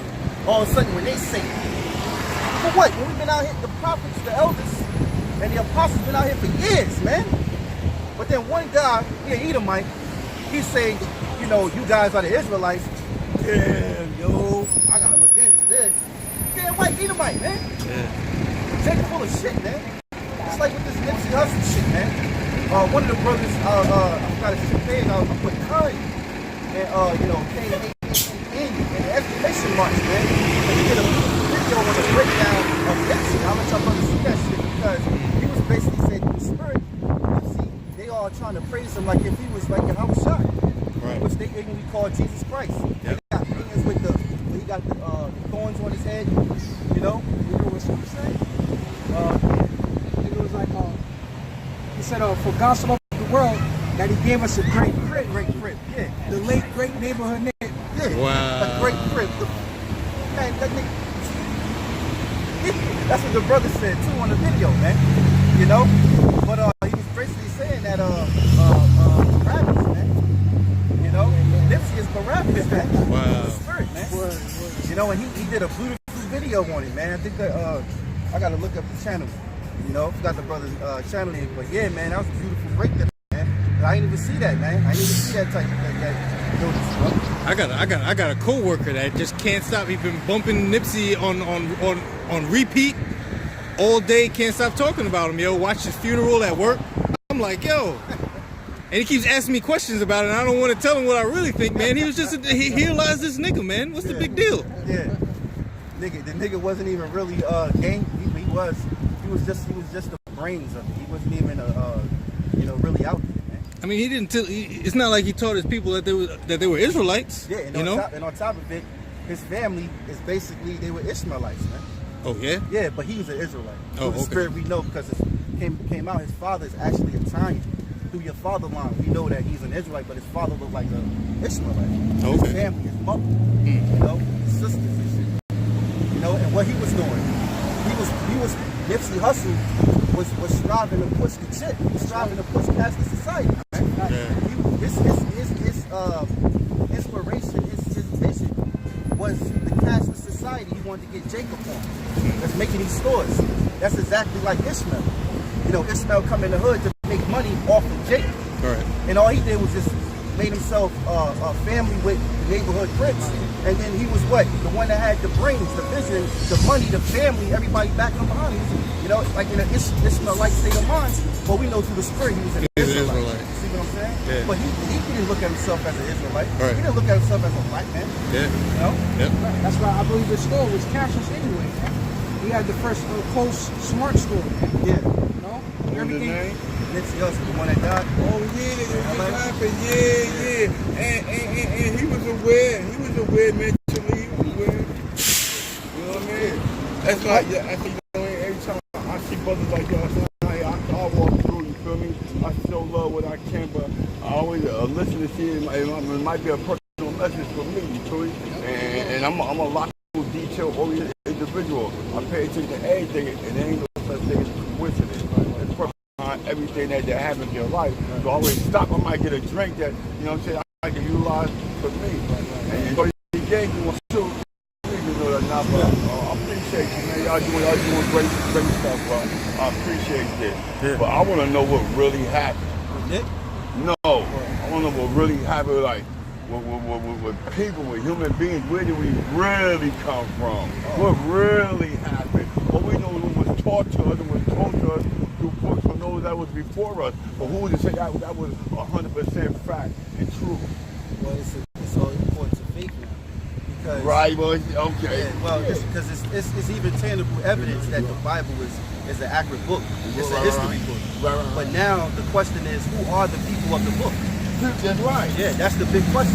We know that the Bible is real, but the question is, who is the actual people of the book? Right. Was it from all walks of people in life? Well, see, that's some of the questions, because the Bible and natural, I mean, being like everything, when I read the Bible, ain't a contradiction in it, but Nah, it's not going to. I can say that's proof. Anything I say I can prove. I don't say things that I can't prove.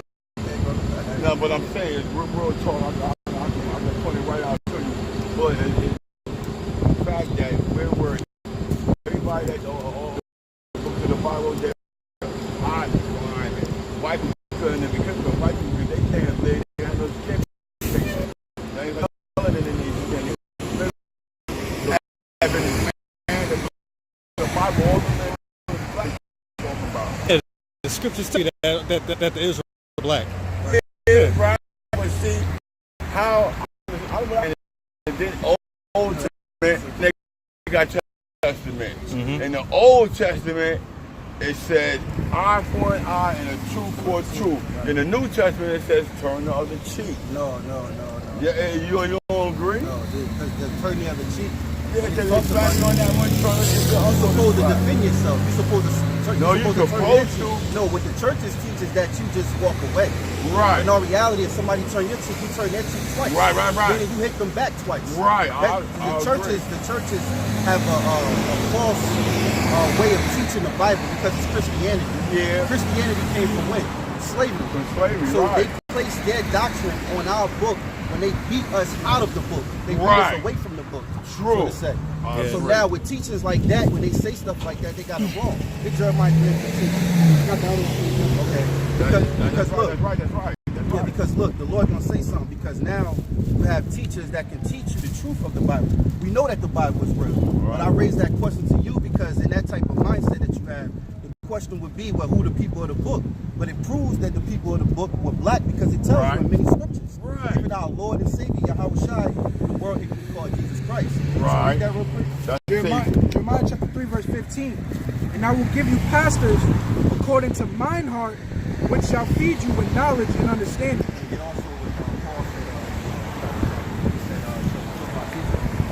said, now he said, I will give you pastors according to my heart. Now, people think that when the Bible says heart, they think it's the muscle. Right, but no. It's talking about the mind. Right. Exactly. I agree, So he said, I agree. would give you pastors according to my mind, Right. which shall feed you Uh-huh. knowledge and understanding. Okay. See, so knowledge and understanding is what our people miss. Right. The truth.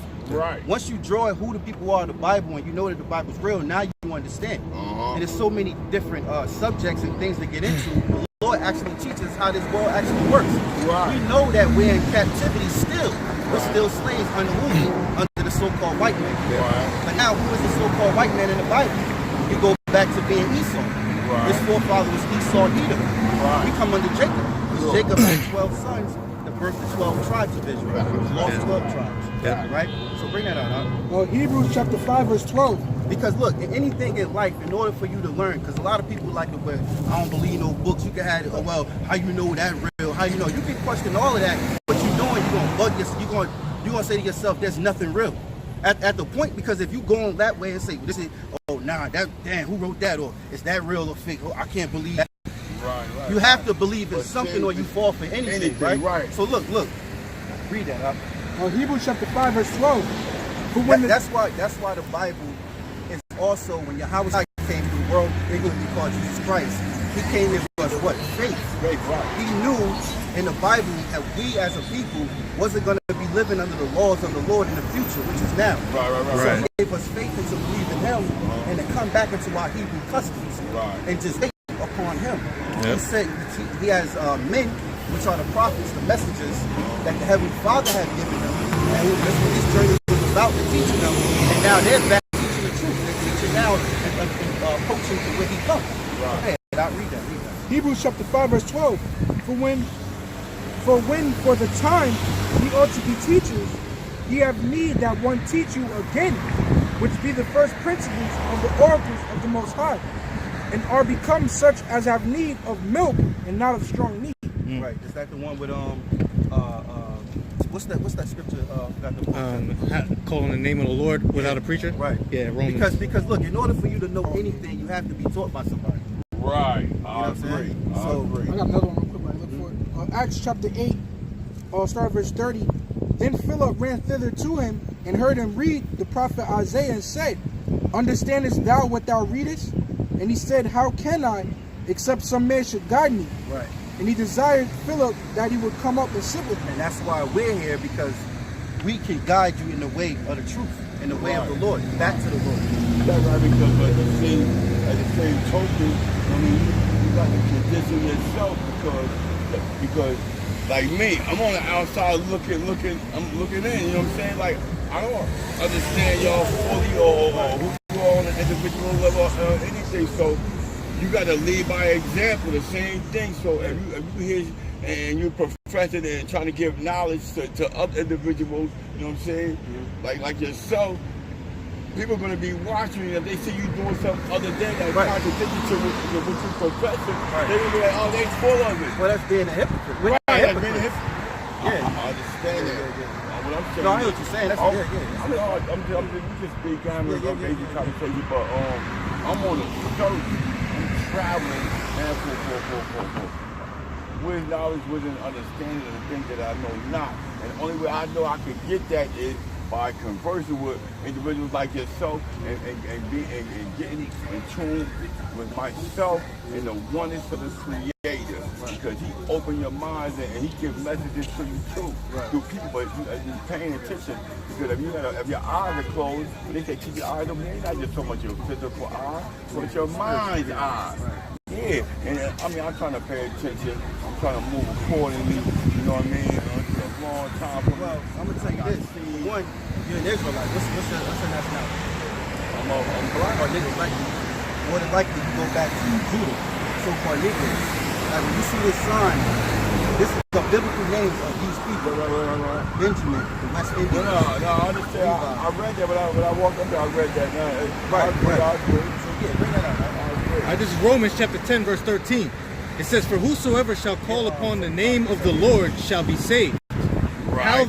How then shall they call upon him in whom they have not believed? Right, so it's about belief. But then, here we go again. They talk about having blind faith. What you mean? You gotta have faith. Faith. No, go ahead. I understand what you mean. Yeah, you gotta have faith. I'm saying they saying blind faith. They call it blind faith because it's something that they can't see with the physical eye. Right. You know what I'm saying? And you see The evidence of things not seen. right, Yeah. right. So you know what I mean. To me, life is the mastering of oneself, because to master and to know yourself is the somewhat know God, but you got to believe in something that's higher of you, greater than you. Well, where's God? The Most High's words is here. So if you come back and you learn, then you understand the words of the Lord. Right.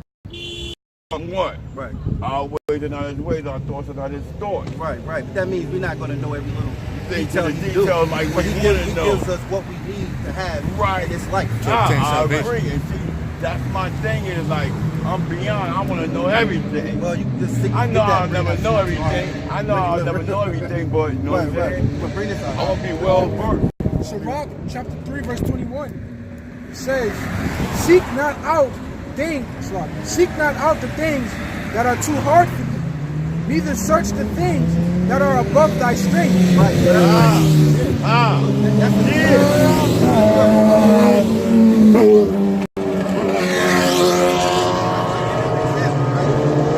Bible talks about the 12 tribes. Some people say they read, they be like, well, what happened to the tribe of Dan? They don't talk about Dan. The Most High don't give us a lot of any information on Dan. Right. But we do know who the 12 tribes are, and we do know who he's going to deliver. Those 144,000, 1/3 of the tribes of Israel, right? Right. Now, if you go and try to, I'm going to look something up on Dan because I want to know, I got to know. You searching out things that's too hard, because what happens is whatever you do find, whatever somebody made up, it's not real. You can't use it because it's not biblical. Right. Everything we teach is biblical.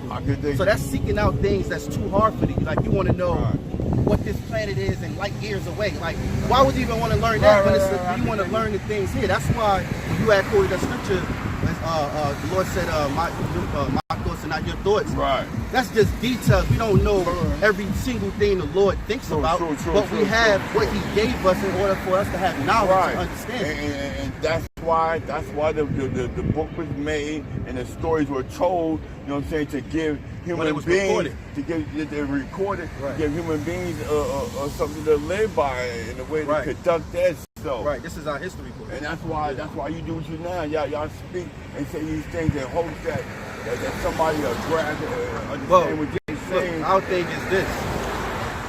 We're just out here as messengers. We're not really we're not trying to win people over. But I just want to correct this. Yeah, we're vessels, but the thing is, we don't care if anybody joins us. We just messengers. We're not trying to win anybody over. I understand that totally. This is a message that you giving. You ain't trying to win nobody over to make you come and stop and believe in it. Nah, it's just a message. Because if they get it, that's all praise to the Lord. If they don't get it, then that's all right. You did your part. Right. I'm on the move. Nice to meet you, bro. For myself. No doubt, y'all. Please keep doing what y'all doing. Love that. Oh, go ahead. I'll bring it up. All right, this is Romans chapter 10, verse 14. How then shall they call on him whom they have not believed? And how shall they believe in him of whom they have not heard? Exactly. So how are you going to call upon someone and you don't believe? Can you read it again? It says, how then shall they call on him whom they have not believed? And how shall they believe in him of whom they have not heard? So you have to, in order to call upon the Lord, you have to hear it. All right? You have to hear it. Because if you don't, then you're just in your ignorance, man. Just like we was in our ignorance at one point. We didn't know the Lord, we didn't know the name. We just regular niggas. A nigga that probably just worked, take care of his family, a nigga that probably gangbang, a nigga that probably just smoke all day. We was all just typical niggas, man. Yeah. Until what? We heard the word. Then we heard brothers, we heard the elders, and snap. Started reading, started learning. Then what? We believed, man. Yeah. With that, guy. Hey. Yeah, because one thing about that dude is like we're talking about hearing, right? When you hear and you listening, you ain't talking, man. Right. You know what I mean? Homeboy don't know nothing, and he wants to do a lot of searching things out and looking into anything, but he can't keep his fucking mouth shut. That's all jibber jab. He ain't mean none of that. You know? He ain't even mean none of it he's talking about. You know what I'm saying? I wanted to explain, but for edification for the camera, what I wanted to talk about was to bring up was he said that there was a contradiction in the scriptures where in the Old Testament he said it tells you an eye for an eye, tooth for a tooth, but in the New Testament it says turn the other cheek. Well, you got to understand history and the times. Yahawashi was under Roman rulership. Okay, we can't uphold the law, statutes, and commandments the way that we was as we were ruling our own kingdom. So if you're walking down the street and you see a homosexual, you can't death. Okay, because Esau will throw you underneath the jail. So what do? You turn the other cheek, man. That's what it means. Exactly. That's the thing. Eye for eye, tooth for a tooth. That's that was in the ancient times, man. But now you said, man, you can't do that today. You be in jail, man. Same as a bitch committing adultery. When people say the Bible contradicts itself, it's because they deprived of understanding. That's right. The Bible does not contradict itself. The old and the new does not contradict itself. Yep. Hey,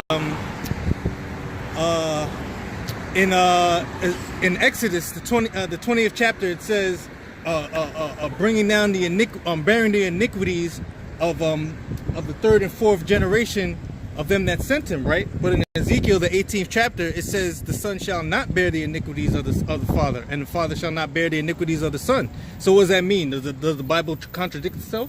It means that you don't understand reincarnation, man. Exactly. You know? It's just little things like that. Exactly. That's right, man. But that's what it means. We can't uphold the law, statutes, and commandments here in Babylon, here in America.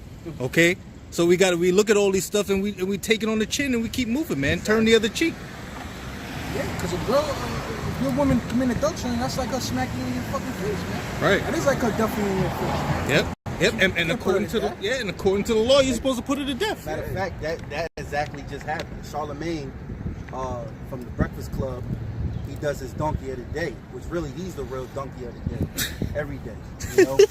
And he's so much into Esau's therapy and Esau's philosophies that he's a guy that turns around and bends over for them. Oh yeah. You know, he's a puppet for them. He has that he has a voice. He has, he spreads his ideology of what life in the world's supposed to be. And he talks about his donkey of the day on certain situations, man. And one thing I saw, I did a video on it, but I guess the Lord didn't want to go through because the video was messed up. I gotta do it again or whatever. The guy who's Jake in New York, I think, he got the donkey of the day because he strangled his girlfriend. Oh yeah, I saw that. So that he strangled his girlfriend because she stayed out the night before and she was dressed all up. So Charlemagne goes and narrates it in a way and say that the boy had a mental illness. And Jake, he said Jake need to be touched, need to be talked to at a young age. They need a father in their life. And what he said, because the boy did it was like mental illness, no, it wasn't. It was out of righteous jealousy over his woman. A man can have righteous jealousy over his woman. That's his property. And Charlemagne was basically saying, us men, we got to get out of this. We own in possession. Like he's trying to take away you being a man. Right. You know, he's against the Most High. Matter of fact, he's calling himself Charlemagne the God. Right. You know what I'm saying? Right. You know? Yep. It's just really Charlemagne the Satan, the devil, man. A liar, man. You know, when I saw that story, I was like, yo, get the hell out of here. This dude knew he had a mental illness. He turned himself in because he felt guilty. You know, it's probably going to get caught anyway. But he said, I strangled her. And he said the reasons why. Because why? He assumed that his woman had sex with another man. That was the whole thing. He had a mental illness. Yeah. She probably did. Probably wasn't picking up her phone. That shit could drive a man fucking crazy, man. Turn her phone off, he call it, and he can't find it, and he finally see it. She just playing it off. I was with such and such. Damn, you always overprotective. And he strangled her ass. Put her to death. She gone. Yep. He ain't coming back. But look what happens to him. Now he's going to probably spend the rest of his life in prison. Yeah. You know? Young dude too, yo. He was like 21. What's that? Expedient? Oh yeah, I think about expedient. Let me grab that real quick. His first Corinthians chapter 10, verse 23. It says, all things are lawful for me, but all things are not expedient. Right. All things are not lawful to me. All things are lawful for me, but all things edify not. Oh, you talking about the garment? Yeah. Nah, don't do that, man. Nah, you see, right when we were bringing out the scriptures, you see that? That's the spirit. A dude in the car just went by and said, talking about the fringes, and he wants to put it on his jacket. Well, that's not expedient, my man. You don't, you painting a target on yourself, man. The scriptures say, be wise as a serpent and harmless as a dove, man. So now when people see you, it's going to be like, oh, are you an Israelite? And things like that, man. Why would you want to walk around with fringes and show the world? We put these fringes and stuff on when we doing our works, man. After that, we're regular men, man. We Clark Kent, man. We don't need no ad or no groups of Edomites rolling up on us. Right. You could be in the damn supermarket with your woman, man, or with your child. You come in the parking lot, you got these Edomites. That's one of them E-rooms. Yeah. They jump your ass. Yeah, exactly. What you think? You gonna just get spiritual? Yep. Right now, they kick their ass, man. Yeah. Yo, you said it, I remember years ago, I was laughing. I still think about it every now and again. What it's like when all hell breaks loose, it's not like we're going to dig into our closet, get our garment on, put it on. Power don't come from these garments. Yeah, I used to work with a dude in IUIC, and he had his fringes there. And I immediately, I talked to him about it, whatever, man. But I told him, end up turning on from DMS or whatever. But if I was a nigga, I could have been plotting on it, man. I could have been, what's the status? I could have been acting like I wanted to learn. Yeah. Really set his ass up for the kill, man. Right. And another thing is why you don't want to wear your garment. Because now if everybody knows what you're about through your fringes, and you at your job, well now your boss will give you the shitty part of the stick, man. Yeah, the shitty part of the job, man. Oh yeah, give it. Now you just brought mad hell upon yourself. All right, when you could have been Clark Kent. Yeah. You're not using wisdom, man. That's right. Yeah, let that fucking nigga do that shit, Yeah. Yep. Back in 2 Peter 3 and 3. Read the read. It says 2 Peter chapter 3 verse 3. Knowing this. Well, yeah, because we were getting into famine of the word, man. Oh right, famine of the word. Knowing this, that there shall come in the last days scoffers, walking after their own lust. Yeah, walking after their own lust, man. Saying whatever they want to say, doing what they ever want to do against the truth, man. You got people that, I remember when them cats in Zabok's camp, and they went to they went to that thing with the Edomite with the Trump hat. And now when the mainstream media started covering it, and they started demonizing us, seeing niggas out of nowhere, making their blog videos. I knew these niggas, y'all claiming to be the Hebrew Israelites, they just stupid. Everybody making videos against us and shit like that. Scoffing, just doing whatever you please, man. That's why you Jakes gotta die, man. You guys are idolizing Nipsey Hussle. That's fucking crazy, man. And it's gone, man. Even if there was a hoax, he's gone, man. A lot of these celebrities are faking their death in a way, in the way of that hoax shit, because they think they're gonna live in a new world, which is Esau's world with chips and robots. Nate, just to add, because like you always say, in order to be a scoffer, you got to know the truth. You got to know the truth. You got to study.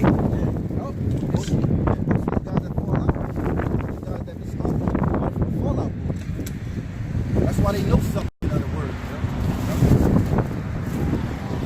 It says, verse 4, he's saying, where is the promise of coming?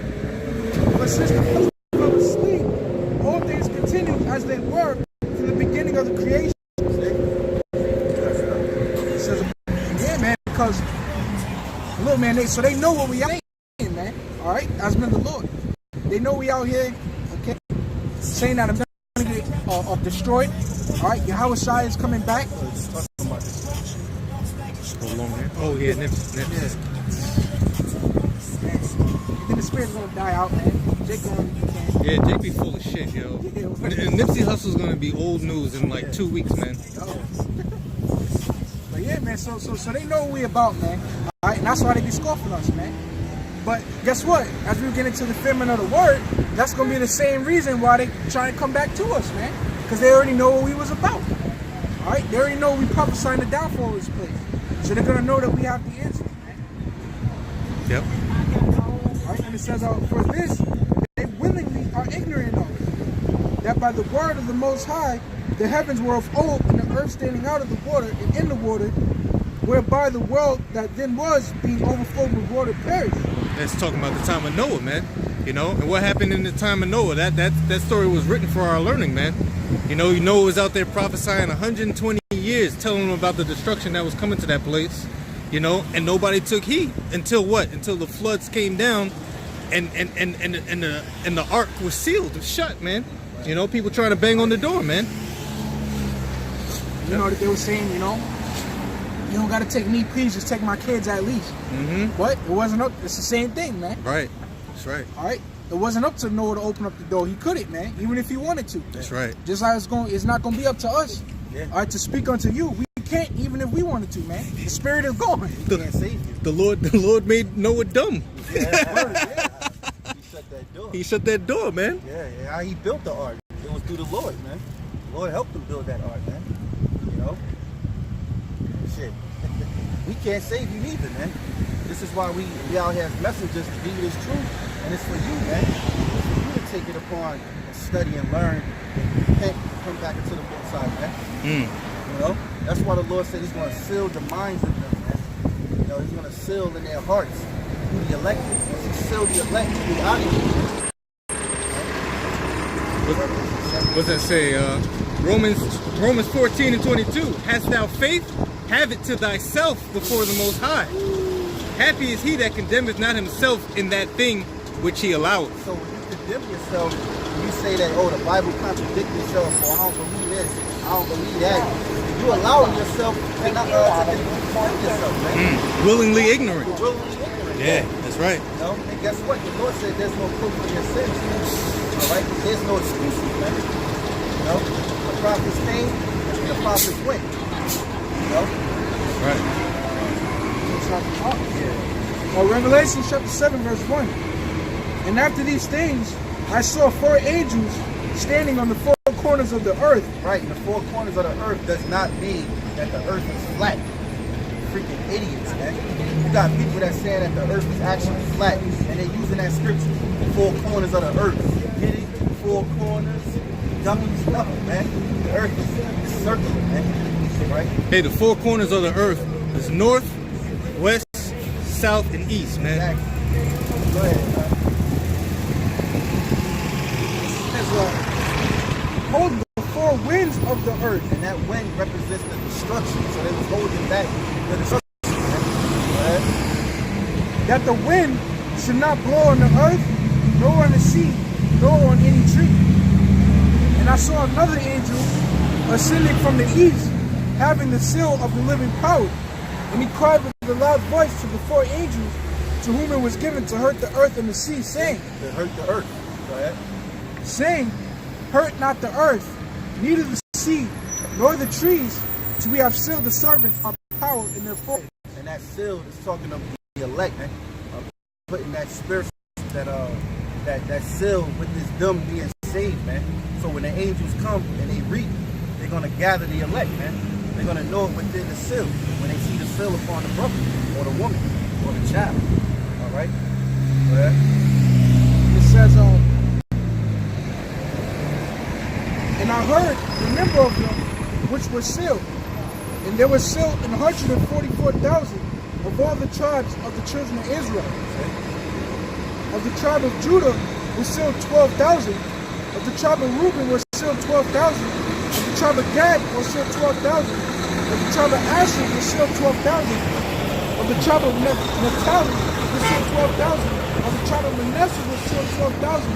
Of the tribe of Simeon were sealed 12,000. Of the tribe of Levi were sealed 12,000. Of the tribe of Issachar were sealed 12,000. Of the tribe of Zabulon were sealed 12,000. Of the tribe of Joseph were sealed 12,000. Now when it says Joseph, that's interchangeable with Ephraim. So go ahead, now. Of the tribe of Benjamin were sealed 12,000. After this I beheld. Hey, real quick, notice it didn't mention the tribe of Dan, like you said. Khan, you got it, brother. That's why the brother continued to read, because it didn't mention nothing of Dan, man. Okay, this is how we know that the Lord is only dealing with the Israelites. He's dealing with the 12 tribes, man. Those are the ones that can be saved, man, the elect. know? In this I beheld, and lo, a great multitude, which no man can number. Yeah, because we have a great multitude, man. That's also going to be delivered, man. You know, that no man can number, man. All right? You got something? Yeah, like a great multitude that was scattered out throughout the four corners of the earth, because the Israelites were scattered, right? So you got Isaiah chapter 11, verse 10. And in that day there shall be a root of Jesse, which shall stand as an ensign of the people. To it shall the Gentiles seek. All right, and those Gentiles, you know, you go back to the Hebrew, it's Yahawah in the Hebrew, which means nations, man. You know, that's all the word means. Okay, so you gotta look at the context. If it's talking about salvation, it pertaining to the Israelites, man. Point blank, period.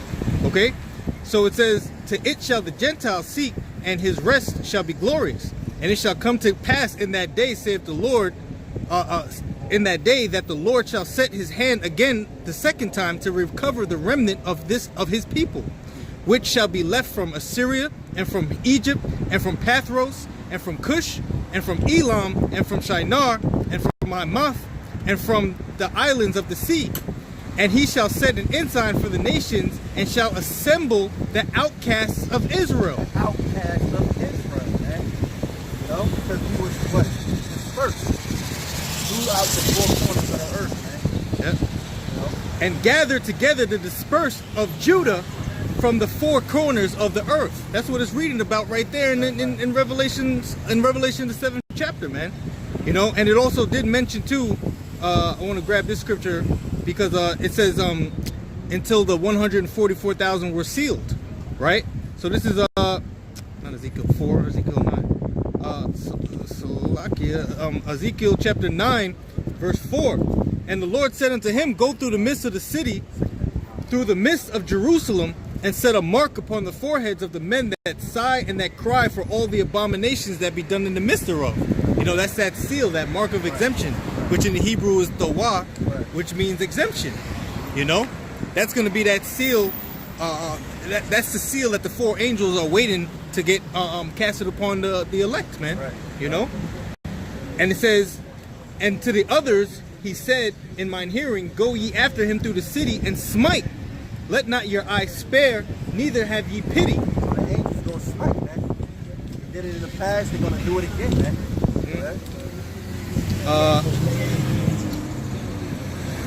Neither have ye pity. It says, slay utterly, old and young, both maids and little children, and women. But come not near any man upon whom is the mark, and begin at my sanctuary. You know, death is going to begin at the Lord's sanctuary, man. Okay, which is his Israelites, man. 2/3 of our people. You know, the Lord's going to be coming after you first and foremost. Hey, man, yo, I heard a lot of brothers say, man, when brothers get spiritual powers, we're going to be jumping over Edomites, man, to get at you niggas, man. Because y'all is the worst. Okay, so it says, and begin at my sanctuary.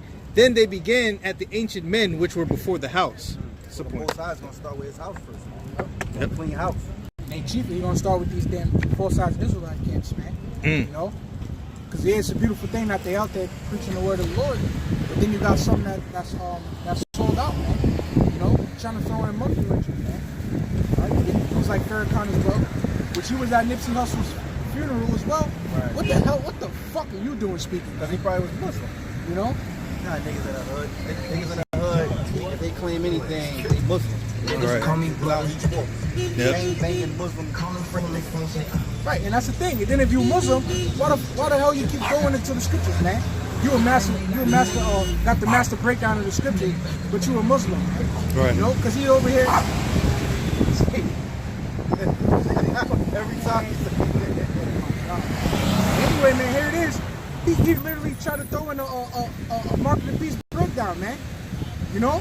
He said, what did he say? He said, yeah, he said at Nipsey Hussle's funeral, he said the time is beginning to come where they're going to take that mark out of us and we're going to be able to receive that knowledge. You know? Well, he straight up said, they're going to take the Mark of the Beast out of us and we're going to be able to receive the knowledge. Have the Mark of the Beast. How the fuck you talking about the Mark of the Beast at Nipsey Hussle's funeral? You know it's all set up, man. Yeah, because Nipsey Hussle was about the Mark of the Beast. Right. Yeah. That's why, man. Yo, how you gonna take the mark of the beast out of you when if you received the mark of the beast to begin with, you're gonna be destroyed. Exactly. And you're never and there's no place of repentance for you. Stop listening to Zabak, man. He probably listened to Zabak breakdown. He caught that one. Let me add that to the awesome. I said, ooh, that's good. Yeah, listening to Zabak. You know, what's the dude? What's his name? Rawchaa, I think. Oh yeah. That adulterer. guy, the adulterer. That guy, he was saying that King David. I remember that video years ago. He said King David had the mark of the beast. What? Yeah. Hey, brothers, y'all remember that? And I remember he made that video with that cat, the dark-skinned guy, real dark-skinned dude. He was saying that King David had the mark of the beast, man. That was years ago. So you can bring that out, Second Ezra. Second Ezra chapter 9, verse 1. And it says, he answered me then and said, measure thou the time diligently in itself. Exactly. So when measuring the time diligently, man. All right, by watching for the prophecies, man. Okay, diligently seeking the Lord's and his prophecies, so we know what time it is, man. You know, I did a show basically entitled "The Prophets of the Lord Are the World's Alarm Clocks." Man. We're the alarm clock, man. All right, and we're watching to see when you know, the Lord is going to go off. You know? So go ahead. Okay. And it says, and when thou seest part of the signs pass. And what we see part of the signs pass. This brother was bringing out Matthew 24. You know, we ain't even finished that, but Yahawashi spoke of the prophecies, man. All right? Race wars, man. Nation against nation. Kingdom against kingdom. You know, pestilences, man. You know, we're looking for the prophecy of the force of the RFID microchip, which is the mark of the beast, man. You know, we're looking forward to these Edomites declaring a world war, right? That deals with nuclear bombs, man. You got a character that's going around talking about that the nuclear bombs are not real. Y'all seen that video? Oh, yeah. I saw the response videos. Yeah, you fucking idiots, man. You got Russia promotes, they go out on parades. Is it on there? No, it ain't on there. They go out on parades in their land, whatever event, and they always show off their missiles and things like that. They even have certain missiles that have nuclear warheads on them. Right. So not only they have missiles that come out silos, but they can actually transport a missile with nuclear warheads on there to a certain location. So what are you talking about? There's no nuclear bombs. It's nuclear warheads, you freaking idiot.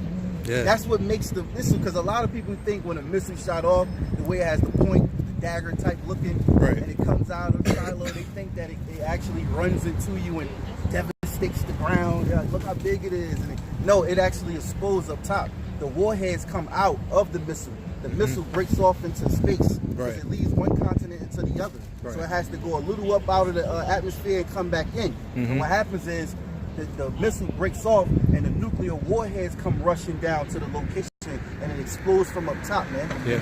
You know? So what are you talking about? There's no nuclear bombs. What are you talking about?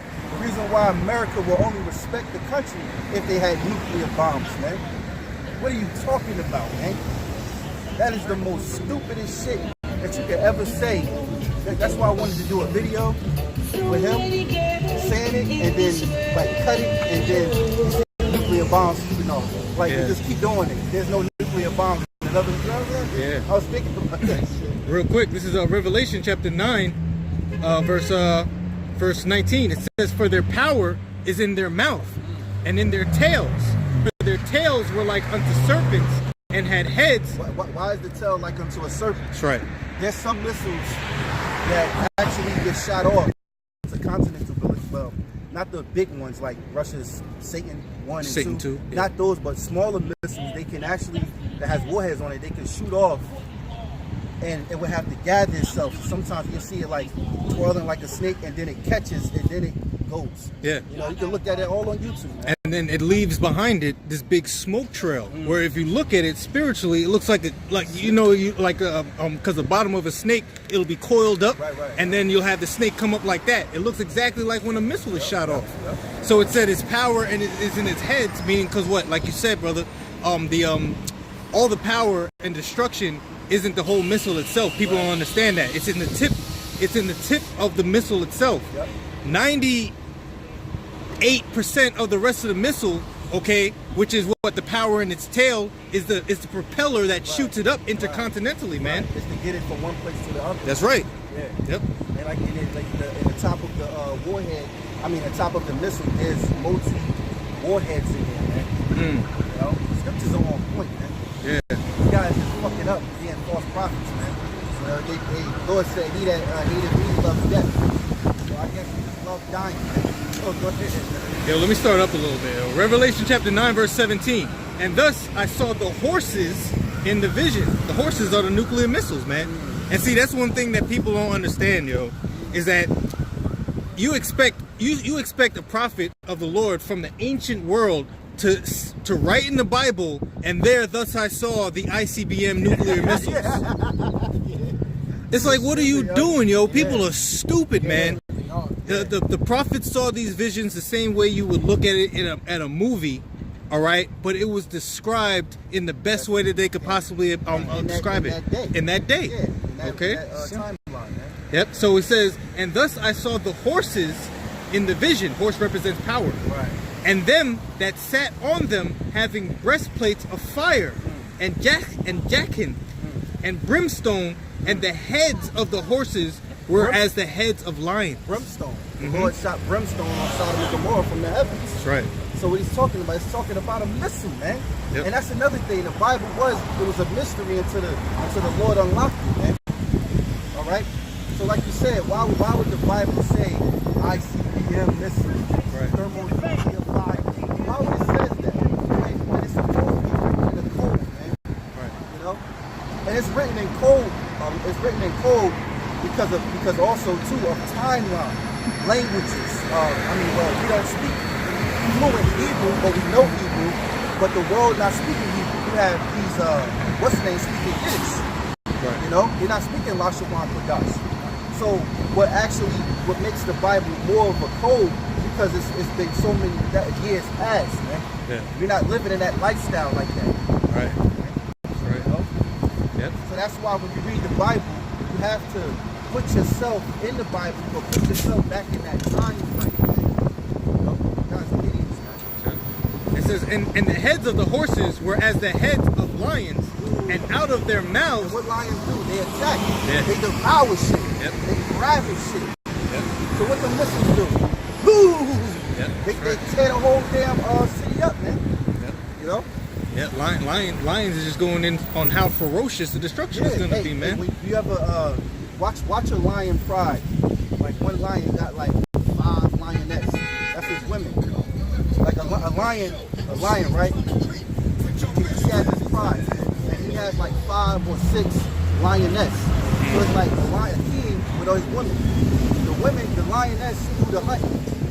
The lioness do the hunting. They stalk the prey, they take the prey down, and they start eating as fast as they can. Yeah. But who's trailing them? The king, and he just be slow trailing. Keeping up when he have to. But when they hawk him down, as soon as they got the kill, he come over there like a bat out of hell, flying like he about to run into, like he running a race, like a, you know what I'm saying? And he just and taking everybody get out the fucking way, and he start eating alone, getting the first dibs, man. That's right. So read that. And lions are very loud, right? But when they roar, the whole forest takes notice, man. The whole jungle takes notice. Hey, whenever you check out the lion. Another thing too, one of their things, when they go raw, they go, you know, they do that raw. That's the sound. So whoever's nearby, the other lions, they won't come into that territory. They hear the call and they go, oh shit, I can't go that direction unless I'm ready to fight. Right. They take his pride. Right. You see what I'm saying? Yeah. So when they do that, they wake up in the morning, they go, they do that sound, and that sound is it vocals out to the other lions that look, I'm here. Right. You know what I mean? Yeah. Yep. All right. So it says, and the heads of the horses were the heads of lions, and out of their mouths issued fire and smoke and brimstone. By these 3 was the 3rd part of men killed by the fire and by the smoke and by the brimstone which issued out of their mouths. You know, it's talking about the destruction. And the third part of men is talking about Esau, man. You know, because you got three parts of men. You got the children of the Most High, which are the Israelites. You have the sons of men, okay, which are the other nations. And you have the sons of the wicked, which are Esau, man. Okay? All right, it says, for their power is in their mouths and in their tails. For their tails were like unto the serpent. So the power is in the head, in the tip of the missile, the nuclear warhead, and the power is in the tail to propel the nuclear missile to where it needs to go, man. Okay? For their tails were like unto serpents and had heads, and with them they do hurt. They do hurt. Turn your body into fucking melt your ass, man. You know, so that's what at the very end, of course, thermonuclear missiles are. These countries are going to destroy this land called America, man. Babylon the Great, Babylon the Great. All right, and it's going to melt. It's going to melt people's flesh, man. You know, scriptures say their tongue shall melt in their mouth, their eyes shall consume in their holes, man. Right. It's going to melt you away, man. That's a grievous death, man. Right. One of the most grievous deaths to be set on fire, man. You know, that's just you running around for a couple of minutes on fire, feeling that pain. Yeah. You know, just die, man. Good appreciate that right back. Malachi chapter 4, verse 1, because you know it's also going into how it's going to hurt. That's what we're saying. It says, "For behold, the day coming that shall burn as an oven." Ooh. So if you touch that rack in the oven, let's believe that shit fucking hurt, man. Yeah. So imagine when it covers your whole body, man. And it's another thing where you gotta put your mind back in that ancient world, man, because we ain't have no 550 degrees Fahrenheit ovens back in the ancient world, man. They had, you look it up. I remember the elder Ariala did a lesson on it. Those ancient ovens, man, them things were so hot. You could put a little piece of bread on it for a second and it was cooked, man. You know, so them things burning, man. You imagine a story with yes, that's right. You imagine when they was outside of it. Remember when the guards was outside of the oven, they was getting burnt up and they wasn't even inside of the thing. They was far away from it.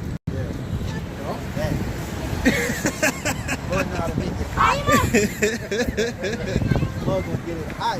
Somebody it's hot in here. It's hot in here. I'm gonna take off all your clothes. And tell them, you don't want to touch that fire. Yeah. It's like, you know, once you're on fire, you done.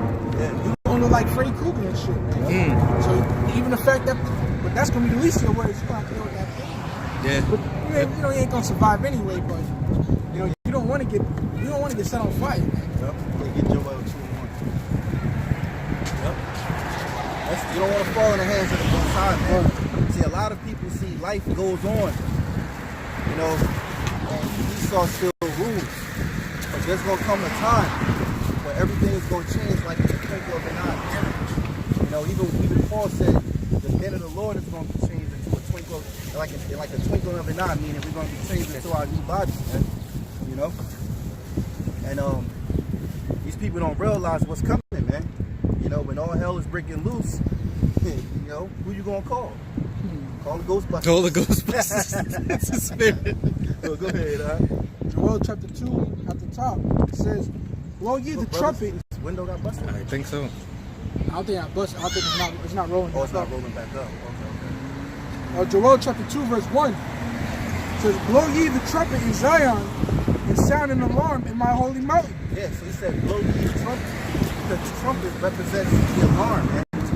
There's many reasons why Israel will blow a trumpet, man. You will blow a trumpet to sound an alarm. You will blow a trumpet either to gather Israel together, you know. You blow the trumpet because it's an alarm, man. You know, we're blowing the trumpet now because we're out prophesizing, man. And we're teaching this truth. So go ahead, Doc. It says, "Let all the inhabitants of the land tremble." Yeah, let all the inhabitants of the land tremble of America, which we're prophesizing now in America, man. Because this great kingdom, this mighty kingdom is going to fall, man. All right? He said, let the inhabitants of the land tremble, man. You should be terrified, man. Because why? The prophets are speaking not good of this land, man. Okay? They're not speaking good for this land. This land is a melting pot, man. Right? 2 and 10, it says, this is not your rest. It is polluted. It it will leave you with sword destruction, man. This place will destroy you physically, mentally, and spiritually, man. Look at Jake today, man. The way they act, the way they talk, man. Our people are serving every other God except for the true and living power. You know how that makes the Most High feel, man? When he used Jerusalem to nurse us, man, and raise us up. You know that makes him feel, man? You see his his prince, all right? Because all you Israelites, you know, the sons, the men, your princes are the Most High, man.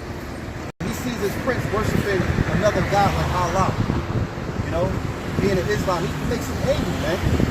You know, when you see our people into witchcraft, man, you know, or into these churches, not with the knowledge of the Lord, you know, praising another name.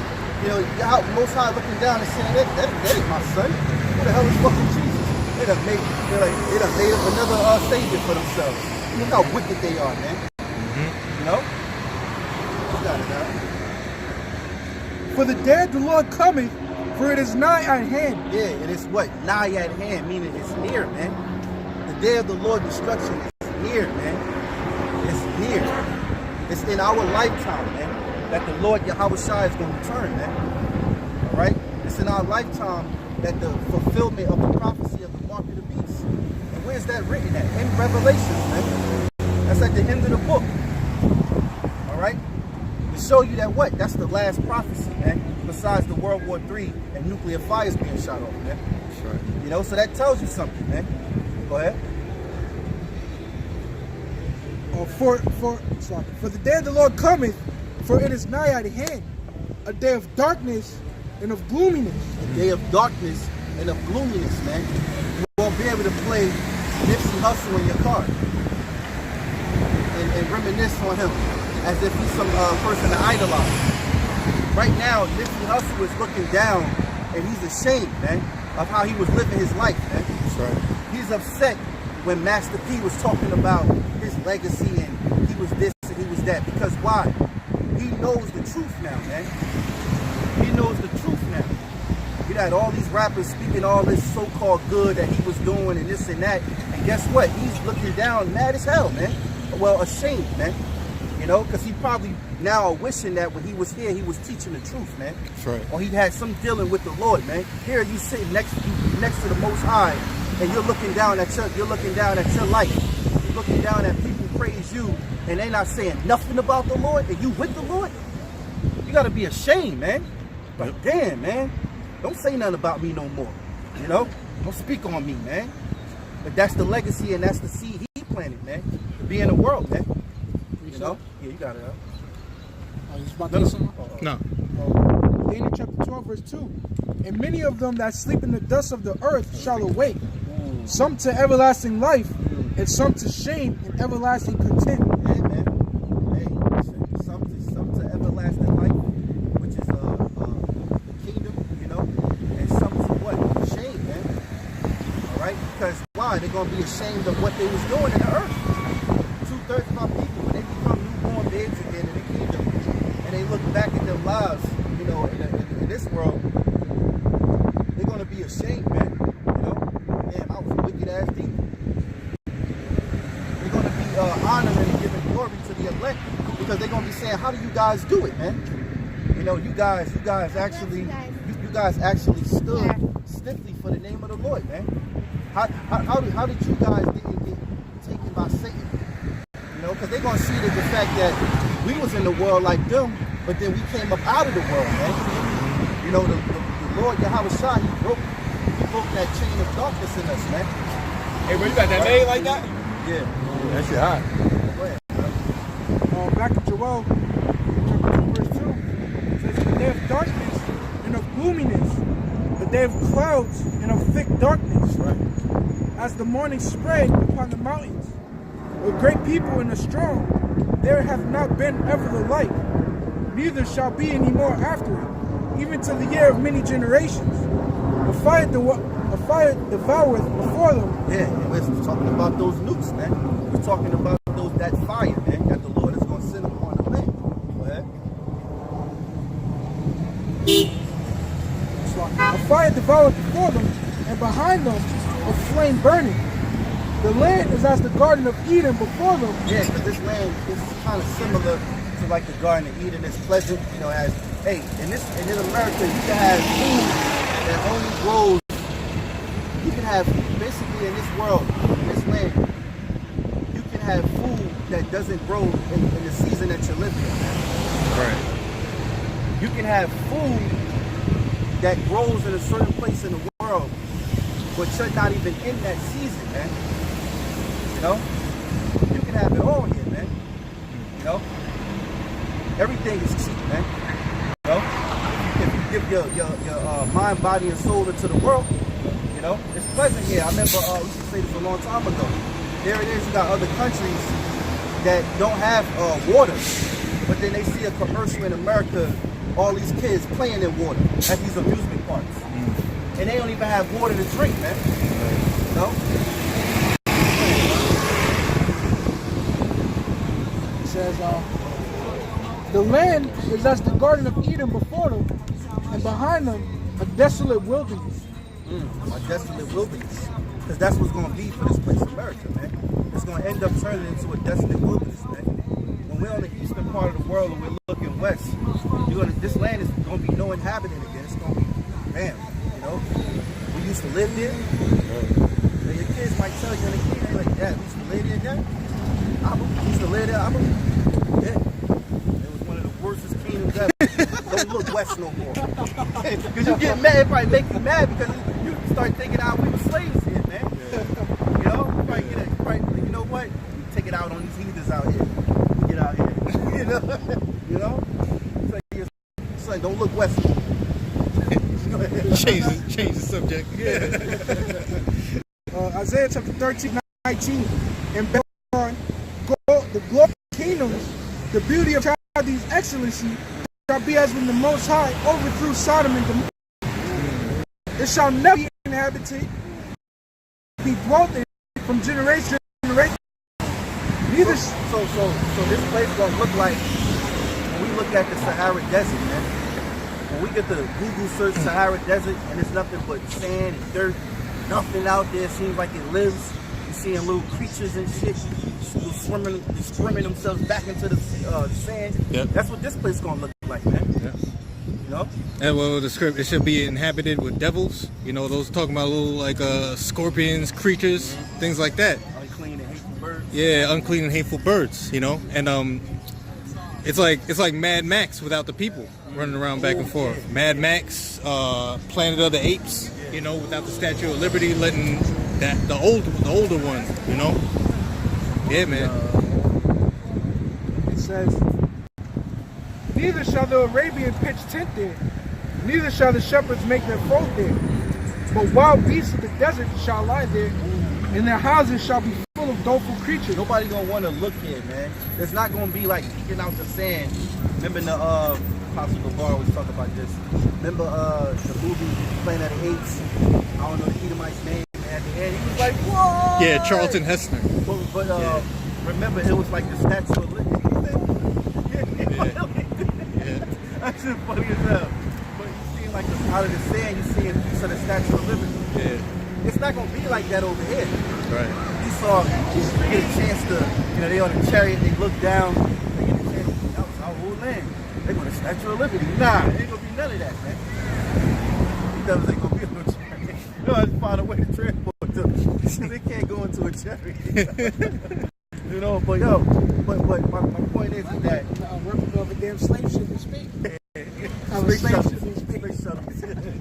Oh, you called it, I forgot what you called it too.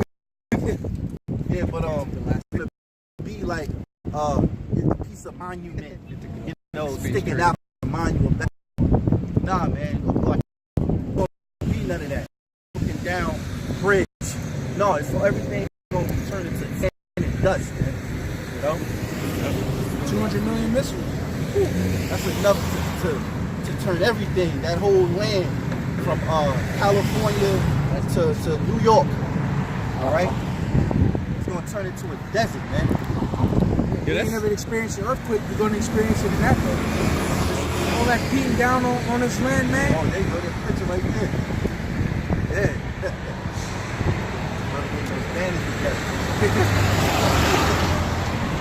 But it says, but Edomites going into slavery.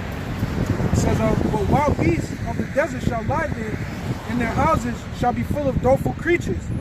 And owls shall dwell there, and the satyrs shall dance there. And the wild beasts of the islands shall cry in their desolate houses, and the dragons in their pleasant palaces. And her time is near to come, and her days shall not be prolonged. Yeah, their days shall not be prolonged, man. You know? Yeah, like you got this woman across the street scoffing us and shit like, oh, okay, here a day she's saying, but you can tell she ain't fucking true. Yeah, it's weirdos, man. They looking at us like we're crazy. We're looking at you like you're crazy, man.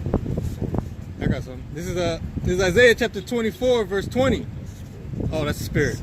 It says, the earth shall reel to and fro like a drunkard, and shall be removed like a cottage, and the transgression thereof shall be heavy upon it, and it shall fall and not rise again. Man, you know, to move the earth, for the earth to move like a drunkard, you know, to move like that, it's got to be one a lot of missiles for that, man. Yeah. You know, yeah.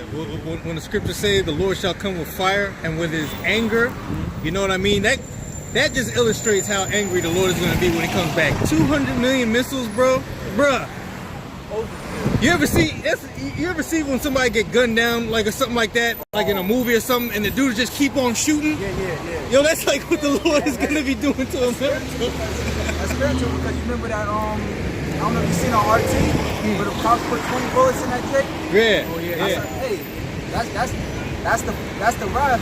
I think that's actually a curse too. Right. That's the wrath that Esau got for our people. Right. So that's the Lord showing his wrath. Like you got like a murder, and like, you know, like you could stab somebody one time and you get the job done, but you have these murders sometimes as a crime of passion where the dude gets just there stabbing a person 47, 50 times, yo. It's like, yo, he's dead, yo. Yeah. You know, that's what the Lord is gonna do when he shoots missiles on this place, man. It's gonna be like a crime of passion. Yeah. Hey, that's what it is, yo. And Lord willing, we be elect on the chariot, we're going to be looking at the earth. Oh, yeah. We're going to be in this black area, looking down, the chariot right there. Looking down at the earth, seeing the earth actually, you know, like a drunken, man. That's right. Like brothers probably thinking straight. Hey, the Lord said, bro, you know, wait for that day. Bro, shit, you got it, huh? Back in Joel chapter 2, verse 2, it says, a day of darkness and of gloominess, a day of cloud. Oh no, I'm after the screen. It says, a fire devoured before them, and behind them a flame burning. The land is as the garden of Eden before them, and behind them a desolate wilderness. Yeah, and nothing shall escape them. Nothing is going to escape, man. All right? So if you're on the soils of America, you will not escape the destruction, man. You know, and that's why you have a lot of articles that come out time after time on the estimate and percentage of how rich people are leaving America, man. You know, they're moving out of the country, man. There's no more billionaires here. They left back in 2016. Oh, shit. All the billionaires. They moved to like majority of them are building super bunkers out in New Zealand. Yeah. A lot of these these millionaires and billionaires, they have invested their money into doomsday prep because they know something, man. They're higher up. They're talking to the elite. They have a message to hear. They can talk to an elite and the elite. They may not be per se with the elite, but they know someone else is a Rawchaa. This is his buddy, he grew up with, but he's a Rawchaa. He's telling them, look, man, you need to invest in such and such. It's going to go down. You know, he get his family together. They go check it out. And then you had on YouTube, you had the guy, one of this guys, he was showing you how it looked. That's what it looked cool. You know, they got a fake atmosphere. Like it's outside. Yeah. They had a pool area, game room, you know, all that, man. A lot of them underground places, they got little lakes too under there, man. That got fish in there. Yeah. So really, they eat something, you good. Yeah. You sadly mistaken, man. Yeah, because also too, when they go up in the mountains, they have a mountain. I forgot was it? Oh yeah. They have a mountain where they dug into the mountain, and basically they doomsday prepping in there. Kingsman. Kingsman, yeah. Oh, right. You know, So that key. So they know they're getting ready and prepared for what? Destruction, man. They want to live. I got some. This is Isaiah chapter 2, points a couple verses down. Verse 17, it says, the loftiness of man shall be bowed down, and the haughtiness of men shall be made low, and the Lord alone shall be exalted in that day. And the idols he shall utterly abolish. Here's the point. Verse 19, and they shall go into the holes of the rocks, and into the caves of the earth, for the fear of the Lord, and for the glory of his majesty, when he ariseth to shake terribly the earth. See? So these devils are going to Isaiah run. 2. You know, the Bible gives us the depiction and the description of how these devils are going to run. They're going to go into the mountains, man. And see, the Lord said this beforehand, so how can you hide? You know, what did the Lord say? What was that? I think he told Moses, who can hide from the Lord? Right. Was it Moses? I think. But he was like, who can hide from him, man? You know, you can't hide from the Lord. The Lord already know you're going to run into the mountains. Esau doesn't have a problem living in small space, man. Because that's their nature, man. You know, they don't mind being in a glass room, man. So curl up just like a dog curls up. Yeah. Go to sleep. Yeah, man. I got. Oh, I got another one. You got something? What you got? I got Jeremiah 16 and 16. Let me get this first real quick. Come Revelation chapter 6, verse 15. Ooh. And the kings of the earth, Yes. and the great men, and the rich men, and the chief captains, and the mighty men, and every bondman and every free man hid themselves in the dens and in the rocks of the mountains. Bunkers. And said to the mountains and rocks, fall on us. Yeah, they wanted to fall. Because what's going to happen is they're going to know, they're going to have their little sightings and ear to know Yahawashi is on the earth. The Lord is on the earth. The guys that was claiming to be Hebrew Israelites, some of them got powers that doing extraordinary things. They were saying it, they ain't believe it, but it's going down. We got to survive, man. We're going to be praying. Rocks, please fall on us, man. Please cover us up. I will stay here until I die. I will not let that black man kill me. You know, I would not let that monster kill me. You know, Esau gonna be freaking out when they see the Lord. Yeah. When the Lord get off that chariot, when he come jumping off that chariot, man, jumping out of that chariot and he come on in the presence and show himself, man. When he said, "I shall not meet thee like as a man," you're gonna be shocked, man. Oh my God, that's a black man, that's a nigga. You know, I bet you might like, who that nigga? You know. Who's that nigga on that nag? Yeah, who that nigga on that nag? Yeah, the Django, yeah. You're gonna be shocked, man. You're gonna be shocked, man. And the angels too. You see the angel? They're dark-skinned men too. That's right. You know? Yep. And it says, and fall on us and hide us from the face of him that sitteth on the throne and from the wrath of the Lamb. So did this happen already? No. This is a prophecy, man. All right? This is a prophecy, man. Okay? They think these elites are going in New Zealand, like the brother said, going into the mountains, you know, thinking that they're going to hide from the Lord. They got a getaway. You know, over the years, they keep sending money there, cargo. They invested a lot of money in these places. So whenever they got to go to that safe zone, they're going to get there. Well, guess what? You're going to get there. You're going to make it there. Yahawashi going to come get you, man. That's right. Yep. You know? I got that on deck. Real quick, if I could add, because I remember doing a lesson on that maybe about 2013, 2014, and he was pretty much saying, just in case there was a nuclear blast, he was giving a tour of a mountain, you know what I'm saying? But it was pretty much like decked out, you know what I'm saying? They had like different kind of seeds, different kind of nuts stored in that mountain, you know what I'm saying? And right. I also put the article on it.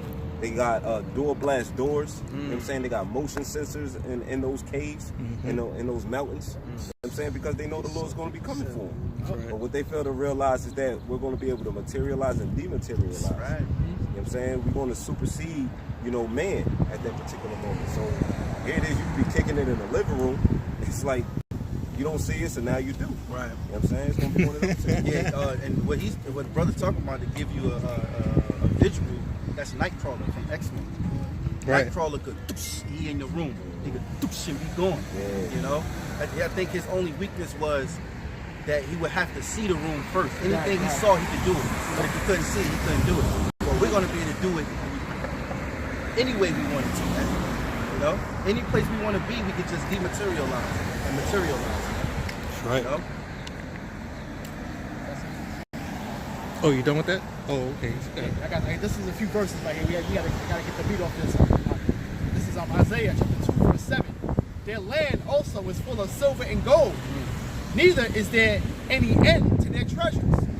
Their land is also full of horses. Neither is there any end to their treasures, man. Because Esau got more than what our heart can wish for, man. This man has it all, man.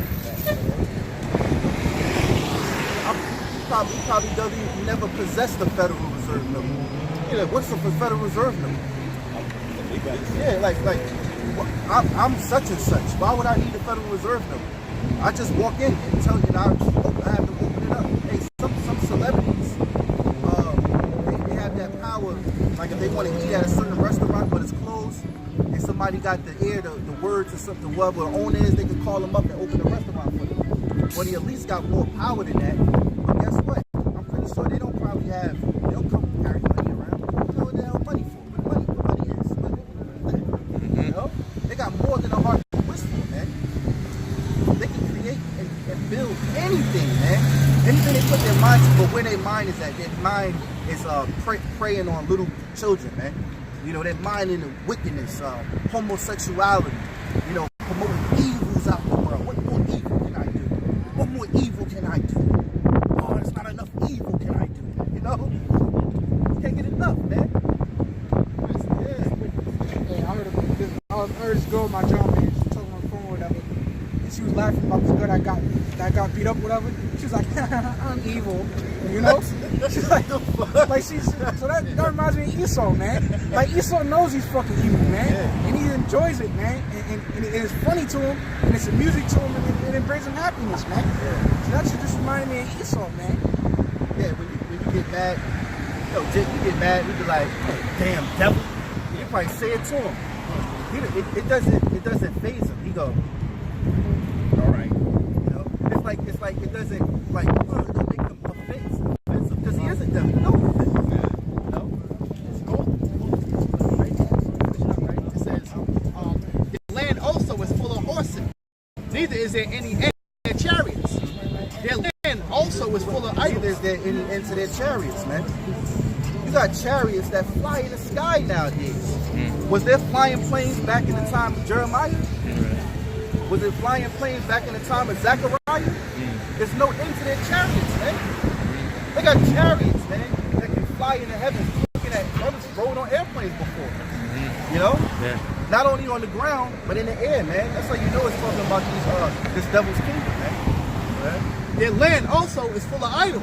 Yeah, oh man. One of the world's biggest idols just died, and they saying that he's their Jesus. Yeah.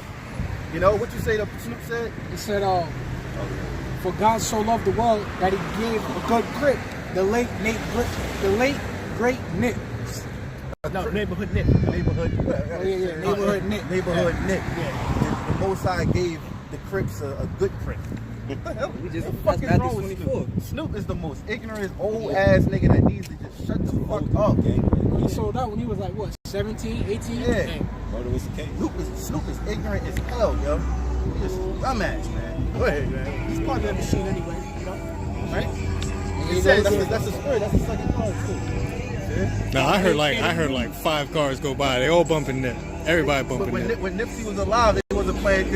Jake wasn't all in his music. I mean, a lot of people was, but come on, now you making more money while he dead, man. One more week. Yeah, let me tell you something. Just goes to show you because brother brought out a video about articles like if you hustle with a sports store, right? The sports store, but then through the article, Jay-Z had bought 1,000 of his albums. Right? So, like I said, Jay-Z, he's an inside man. This man was fucking wrong. You see what I'm saying? You know? All right? Right, so now he's holding up the albums like hey, you better off like what does it say? It says you worth more dead than alive, man. Right. You see, you know. So he holding up all the fucking albums, man. Okay, this nigga JC bought fucking 1,000 of his albums, man. Bought them out, man. You know. All right, and Lord willing, when I finish up with this right here, I'll put the article up. That's crazy. You gotta do a lesson on that. He's out there, the brother did a beautiful lesson on our but that part right there, I caught that part, man. So yeah, that's what the lesson right there. That's crazy. It says their land also was for the idols. They worship the work of their own hands, man. Look at all the statues and monuments, and you know, when you go across this country, man, you know, every point of interest, man, is a fucking idol, man. Right. You know, right? Right. You know, all these points of interest, man. You got people that come from all over the world that come in and worship these statues, man. You see, right? It says, right, the land is full of idols. They worship the work of their own hands. Do they not do that now, man? Mm-hmm. You know, they'll put up an image, a statue or something, and they'll bow down to and worship it, man. Mm-hmm. Right? It says the work of their own hands, that which their own fingers have made, right? And the mean man boweth down, and the great man humbleth himself. Therefore forgive them not. Enter into the rock, and hide thee in the dust, for fear of Yahawah, for the glory of his majesty. That's why the Most High put them Edomites in the rocks anyway. And when they was in the Caucasus Mountains for a couple of years, man. Right. You know? And guess what? You know, I guess that's the way, hey, you want to hide yourself, go hide in the rocks, man. They're like those confined, like the brother was talking about, they're like those confined spots, man. That's why they're paying premium prices, man, for a 500 square foot apartment, man. They're paying premium prices for it, man. You know? All right? Because of location, man. They don't mind it, man. And then they got this show called tiny homes, tiny houses, where they get these little houses, and the houses are like maybe like 100 square feet, man. And they build a whole house like within that whole confined area, and it'd be a fucking couple, man. Wow. You know, living in a damn house, man. You know, right? It's crazy. It says, right? It says the lofty looks of man shall be humbled. Right. This verse 11, right? The lofty looks of man shall be humbled, and the haughtiness of men shall be bowed down. And Yahawah alone shall be exalted in that day. Because wickedness is not going to prosper. You know, wickedness now, it only seems like it's prospering, but remember the scriptures say it shall wax worse, man. You know, so yeah, wickedness right now seems like it's prospering, but it's only prospering to actually fall, basically it's prospering to have a great fall, man. Right. You know, so when the Lord get back, ain't none of that, man. You being wicked, you doing those things, you're going to be halted, man. Every knee shall bow. Every knee shall bow, man. Right? Verse 12, this last verse. For the day of Yahawah of hosts shall be upon every one that is proud and lofty, every one that is lifted up, and he shall be brought low. Hey, celebrity. When this shit go down, they're going to want to be a celebrity, man. You know, this shit going down, Jake ain't living, only clan martial law. You know, you see a celebrity, he's going to want to be treated like a regular person, man, because he's going to be out of the home, man. Some of these celebrities going to fall too. If you watch, remember the old movie with, you had, remember the movie, damn, it was one of the world movies when the world was ending, and they was getting on that boat. Y'all remember? Oh, you talking about 2012? I think it's 2012. They was getting on the boat at the end. Yeah. You were supposed to like have, you had to know somebody to get on the boat. Well, certain celebrities, they were showing in the movie, if you didn't, basically they was turning on them. Like they was, the elites was turning on them, and they was like, look, you're not getting in here. They don't give a fuck who you is. So when these elites go into their little cubby hole, they go into the mountains. What these rappers gonna do? What your so-called leaders gonna go? Where they gonna go? They're gonna be right out here amongst everybody else, and they're gonna get treated so bad because of who they are, man. And that's the Lord letting the wicked destroy the wicked, man. You know? Here, real quick, right? This is his article, right? With Nipsey Hussle talking about his smart store, right? I'm gonna jump to the point. No stranger to innovative concepts in distributing products, Hussle previously started a grassroots marketing effort with his proud to pay campaign in 2013 where he charged $100 for fans to purchase a physical copy of his mixtape, Crenshaw, right? Jay-Z was so intrigued by the idea that he bought 100 copies, and in less than 24 hours, Hustle sold out his 1,000 album inventory, profited in $100,000. So Jay-Z had his hand in that. So why are you so see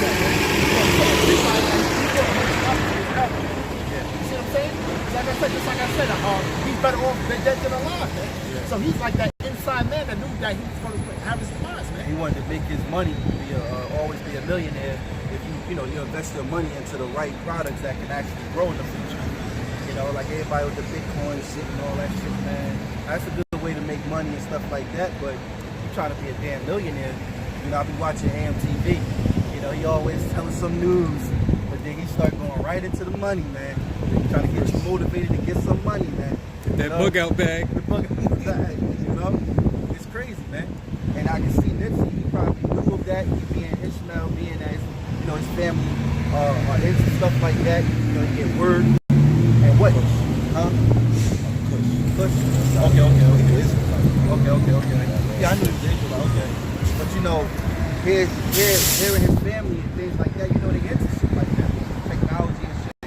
So he probably figured that if he put his money into that, you know, he can always be rich. He'll be promoting it, man.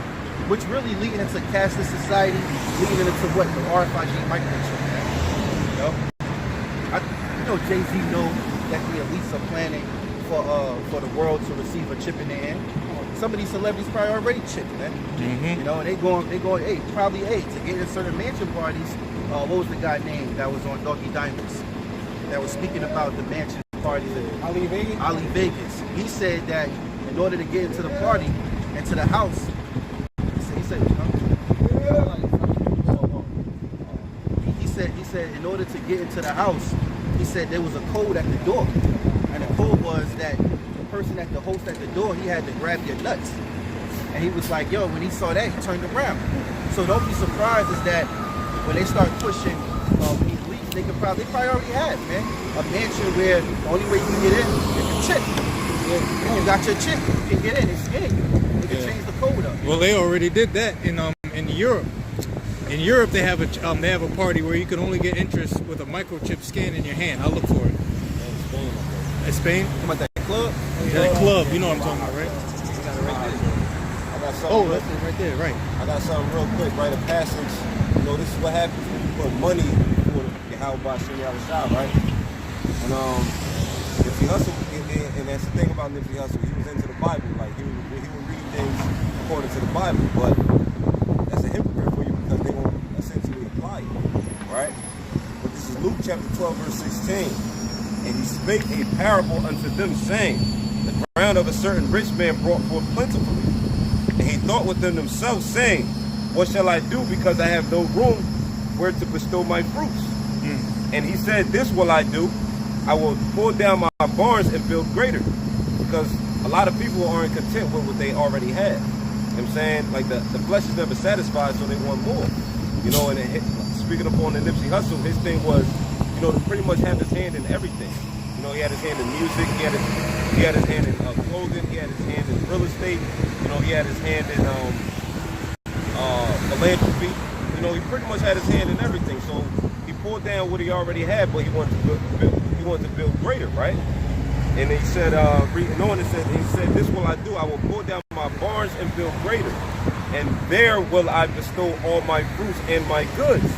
And I will say to my soul, soul, thou hast much goods laid up for many years. Because that's what an investment is. You know what I'm saying? The point is to get a return on your investment. You know what I'm saying? Whether it take 5, 10, 15, 20 years. You know what I'm saying? They call it generational wealth, right? It says, and I will say to my soul, soul, thou hast much goods laid up for many years. Take thine ease, eat, drink, and be merry. So what? People want to be comfortable in this society. That's why they toil.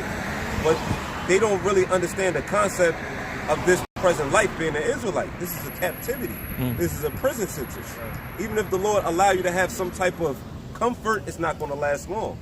what I'm saying? Even if he give you some type of blessings, whether you fall into some money, you know what I'm saying? You gotta pay your tithes, man. That's right. You know what I'm saying? You gotta push that back into the true men out there that's teaching his word. That's the only way the Lord is really gonna have mercy upon you. If you do fall into some money. But if you using it frivolously, that's when the Lord is more liable to smoke your ass, right? It says verse 20, but the Most High said unto him, thou fool, this night thy soul shall be required of thee. Then whose shall those things be which thou hast provided? You know what I'm saying? So the Lord will kill your ass, man. Here it is, you spend all of these years making these investments, you know, hoping to reap the benefits of it. But here it is, the Lord will put your ass to death before you can even see those fruits, man. You know what I'm saying? The Lord can have it to where you don't even make a will, to where it don't trickle down to your family line, man. You know? So that's why you gotta fear the Lord, and that's why you gotta put the Lord before everything else, man. It says, verse 21, so is he that layeth up treasure for himself and is not rich towards the Most High. Yeah, that's just so sick, man. You got a whole squad of faggots, well, sodomite, man. You got two of them, woman, and the rest of them are men. That man, yo. Babylon agreed. And then she jumped up ahead and walked quickly. Yeah, they think we're gonna. Yeah, you know, like that's my thing. Is like it's convicting you, man. She went first. You know, thing. You know, the spirit's convicting you. Whatever you want to be called, like that. Hey, you. I was like, I dressed somebody the wrong way. This place gotta go, man. But my thing is that your spirit's convicting you, man. Nobody even fucking thinking about you. You know what I'm saying? Because I saw them down there and they were preparing themselves to walk out. If they know they're doing what they're doing is fucking wicked and wrong, man. You know? You know? But you gotta blame the fucking parents, man. Because they give them the green light on it. They give them their so-called blessing on it, man. They give them a blessing on it. Man, that's the same thing like the Wade son, man. I watch basketball and I watch high school basketball, so I'm aware of up and coming star athletes and stuff like that. And I've watched his son play. He's played his son pretty good to be his age. That's his younger son. Oh, that's his youngest son? Oh, okay. Oh, I'm about to say. His youngest son. Well, that's his youngest son? Okay. So they look alike. Because I couldn't really get a good picture. Yeah. Wait, that ain't the one that played basketball? I think so. You're 11 years old. How do you even know something about that? I thought that was his son, like 11 or 12. Because his son that played basketball was Zaire, right? Yeah, that was Zaire. Zaire is the one that's good. His son Zaire played ball, yeah. Because the picture, I thought it was him. I was like, damn, yo, that's crazy. But that's just crazy, man. You know, that's crazy, man. Yeah. No, but how do you know that you're gay at 11 years old? What are you doing? Because somebody touched this little boy, man. Somebody done touched this little boy. And now, then what's her name? What's the actor? Gabrielle Union. Gabrielle Union sporting that shit, man. Like, this world gotta go, man. This world gotta go, man. No, Dwayne Wade himself, man, he's suspect, man. Yeah, definitely. He's fucking suspect, man. You know? Just like how it is with Will Smith and Jenny, son. Will Smith, he's suspect, man. This rumors about him with Quincy Jones. You know? He got his big break, man. Well, one of his first movies, he was acting out to be a homo. He was homosexual. Yeah. He had to play a role of a homosexual, and that's disgusting, man. Not only he butt-ass naked having sex with, but he also, like, you know, his role of being abusive, he was very aggressive in that movie too. He was aggressive homosexual. He sat down with the on like a chariot, like, you know how they do in New York. They have somebody carrying you and shit. And he told the dude, I want to, you know, like, aggressive, like, I want to taste you. And went down and had oral sex on the man. Like, how you play that type of character, man? Because that's what you got to do in Hollywood, man. In Hollywood, man. It's like crazy, man. Hey, you people, you get mad at what we talking about, but you know that we're telling you the truth. But it ain't even us about being mad about it. It's about the Heavenly Father, because He's gonna destroy you, man. That's why Sodom and Gomorrah was destroyed, man. And more this place is getting more infested into homosexuality, man. You got this dude, Charlemagne, we spoke about him earlier in camp. But this dude is so in bed with Esau, it's a shame, man. He's trying to take away, he's trying to say a man if you a man and you have a righteous jealousy over your woman because she's sleeping out on you, you know, then you need to you have a mental illness, man. This man is crazy, man. He said he gets jealous of your woman. Yeah, no, his words was it was an incident. He had gave this dude donkey of the day, and the guy basically choked out his girlfriend because he turned himself in, and he said he murdered her because the night before she was dressed up and she spent the night out. Right, so right. you know what that was. Calling the phone, she ain't picking up. That man ain't had no mental illness.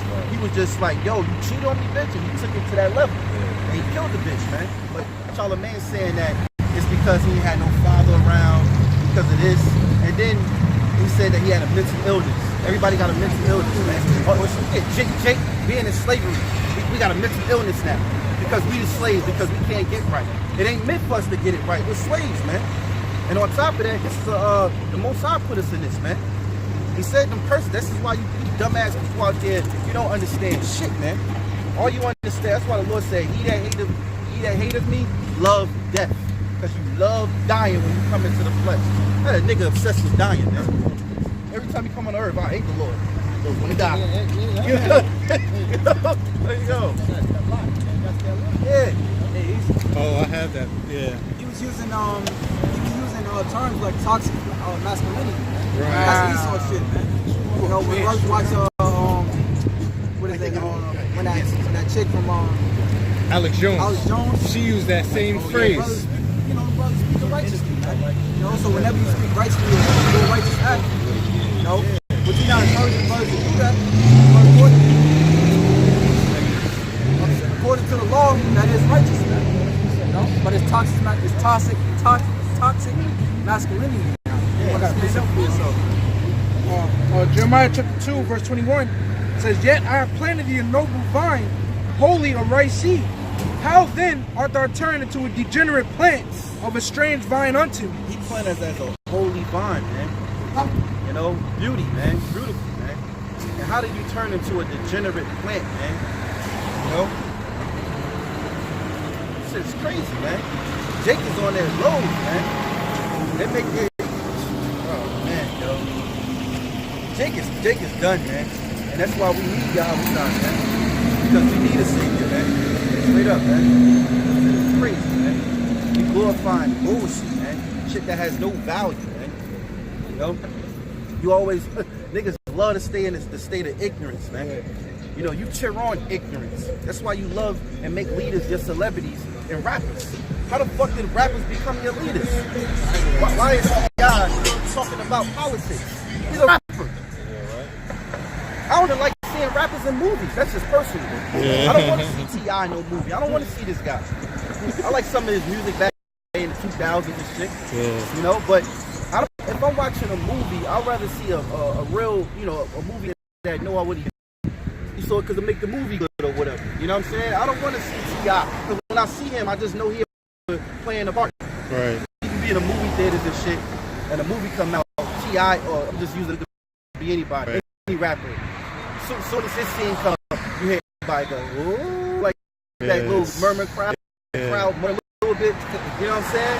It's like, man, shut up. I want to see this dumb guy. He messing the movie up. Yeah. You don't want to watch it no more. Because he's not a believable character. The whole point of watching actors in movies and things like that is to get into a role where, you know, you believe in that character, man. People like, wait, this is T.I., man. Really, you see right through his cult of personality. Yeah.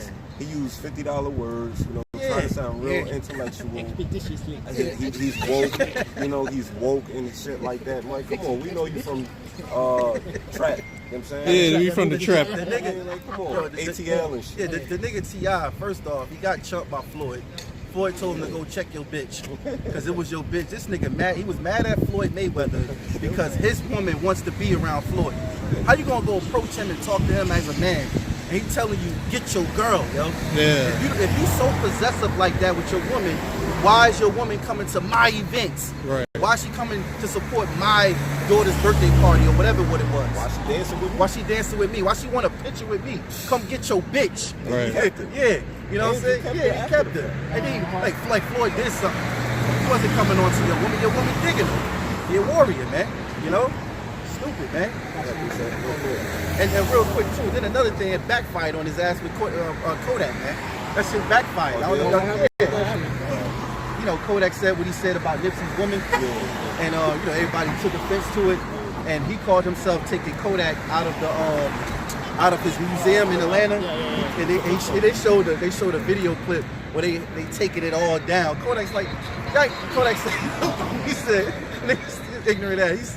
He said, I ain't even get y'all permission to put my shit up in there anyway. He's like, I ain't paid me for that shit. Take my shit out, you know what I'm saying? And then other people started to agree, and it was like, yo, you know what I'm saying? And it backfired on him. Then he do a little post, you know, with haters, he in the water, got his daughters or somebody swimming family, and he like, this is what you do with, you know, stress. This is what you do when, you know, people, you know, when it's, cause shit wasn't going right for him. Right. So he trying to act like he relaxing. Like, get the fuck out of here. It backfired on him. Yeah, man, I'm my bad. Real quick, this is Isaiah chapter 9, verse 16.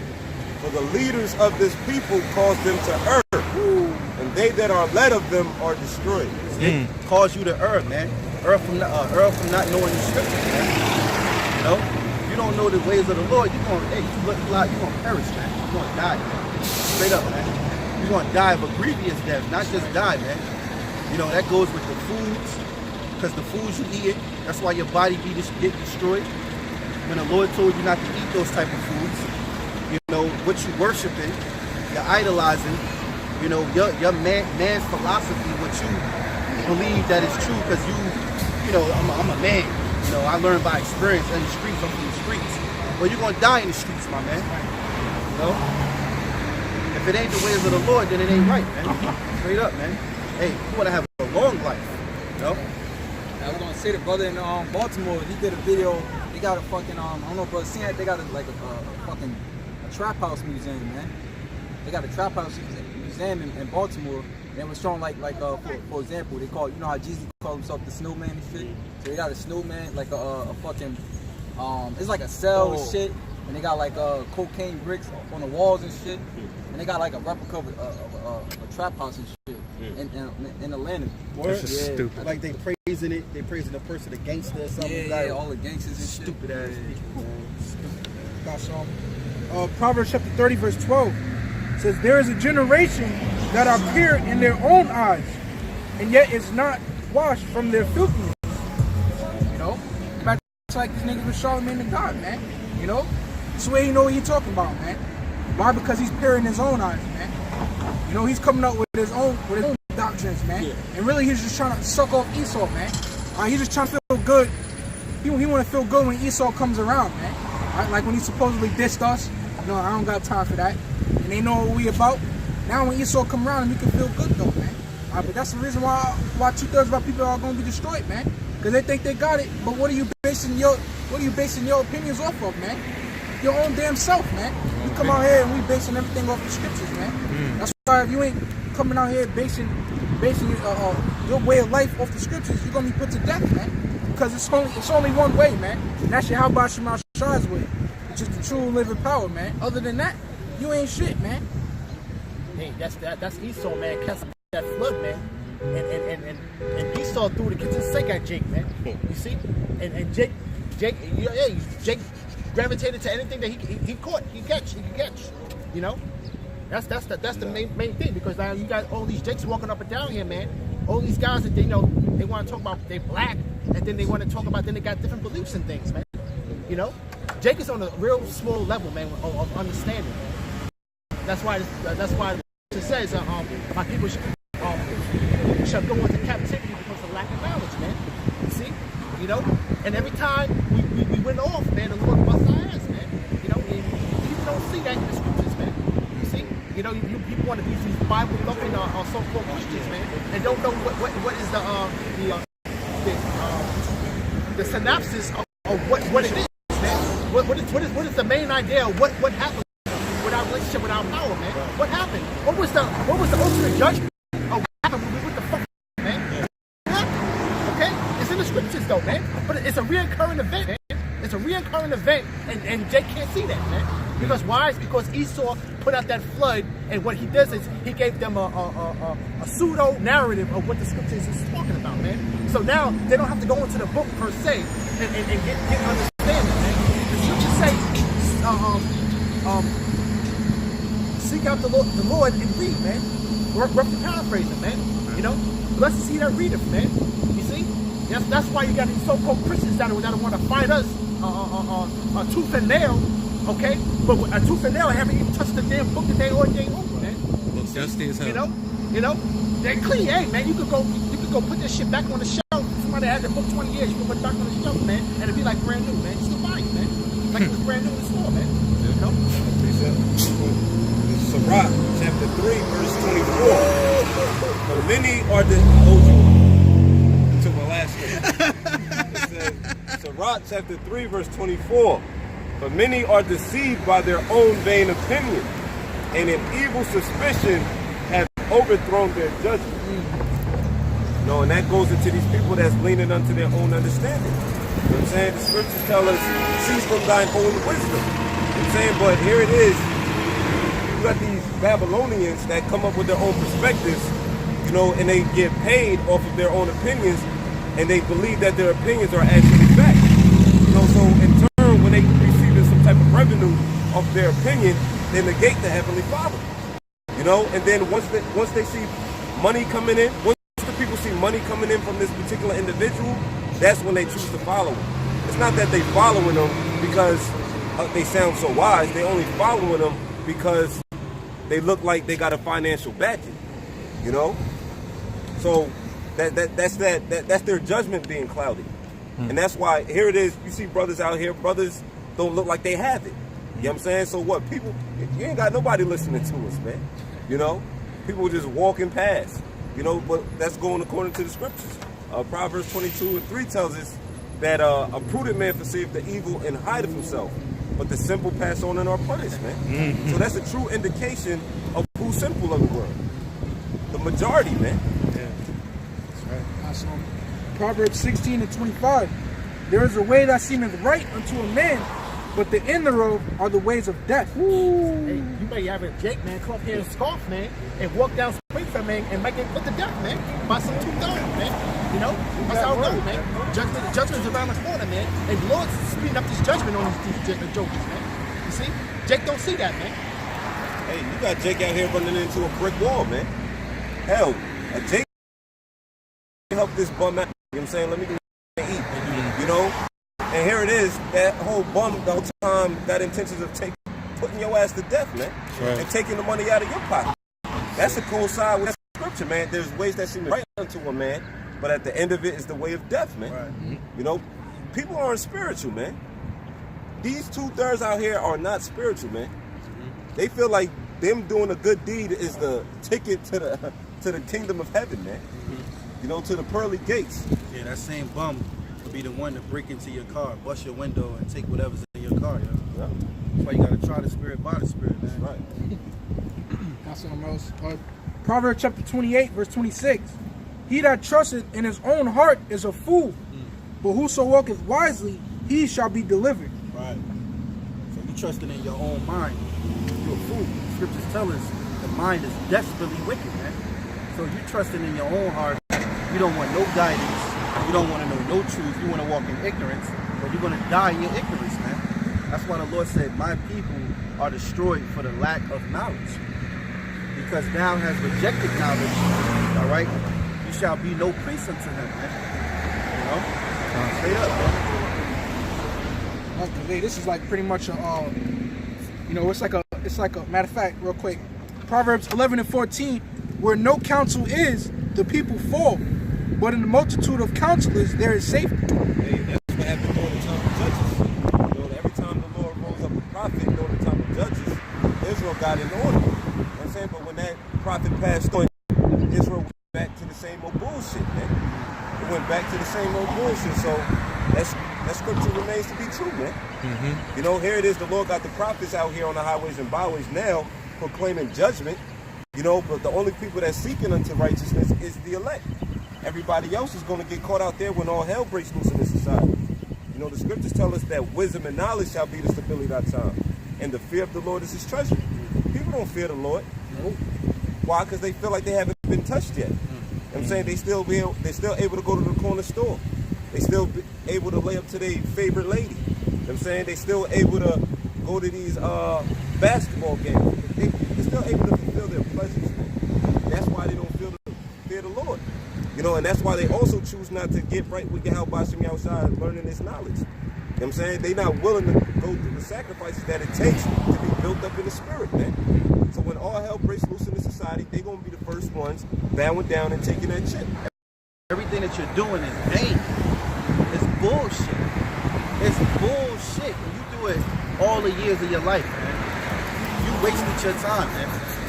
You wasted your time trying to be something here in Babylon. You wasted your time. Like you see Jacob bust their ass at the job. Here it is. He got a nice brand new car. He got his children in the back. You know, he's doing all the things that you think you're supposed to do, you know, as a family man. But he ain't got the Lord with him. You know?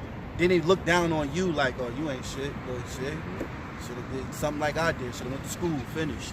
You know? Yeah. But then when all hell break loose, he's gonna be right there, right next to you, asking you for help. You know? A lot of these people gonna wish they gonna wanna wish these little niggas out here, I'm talking about the little goony niggas out here that's busting heads and doing all this crazy shit, they gonna wish they had them on their side. Cause they don't wanna, they gonna get dealt with by them. Mm-hmm. These little young niggas and shit break off, these little young niggas out here, they gonna come take whatever you got, man. You know? Like him. For example, you know what I'm saying? He driving with 2 hands on the wheel, like Esau. You know he gotta be something, got some money in his pocket. You know what I'm saying? You know he driving like he's looking at everybody. You know? Who drives like this? Esau, man. 2 hands on the steering wheel, all proper and shit. Yeah. You know?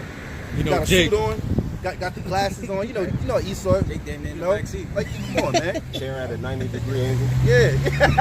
Yeah. Sitting posture straight up. You know? Come on, man. Yeah. Make sure my kid getting a cute paper.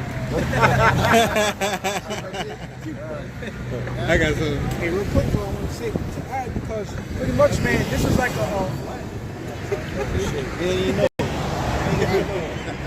say pretty much, man. No, this is like it's pretty much a council, man.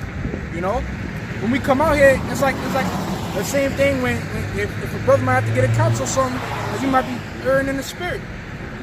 Now what happens if our brother say, you know, to hell with this counsel, man, and try and go do his own thing, man? Well, guess what? Now he's marked for death. All right, but so when we come out here to counsel these people on their wickedness, that's pretty much what they're doing.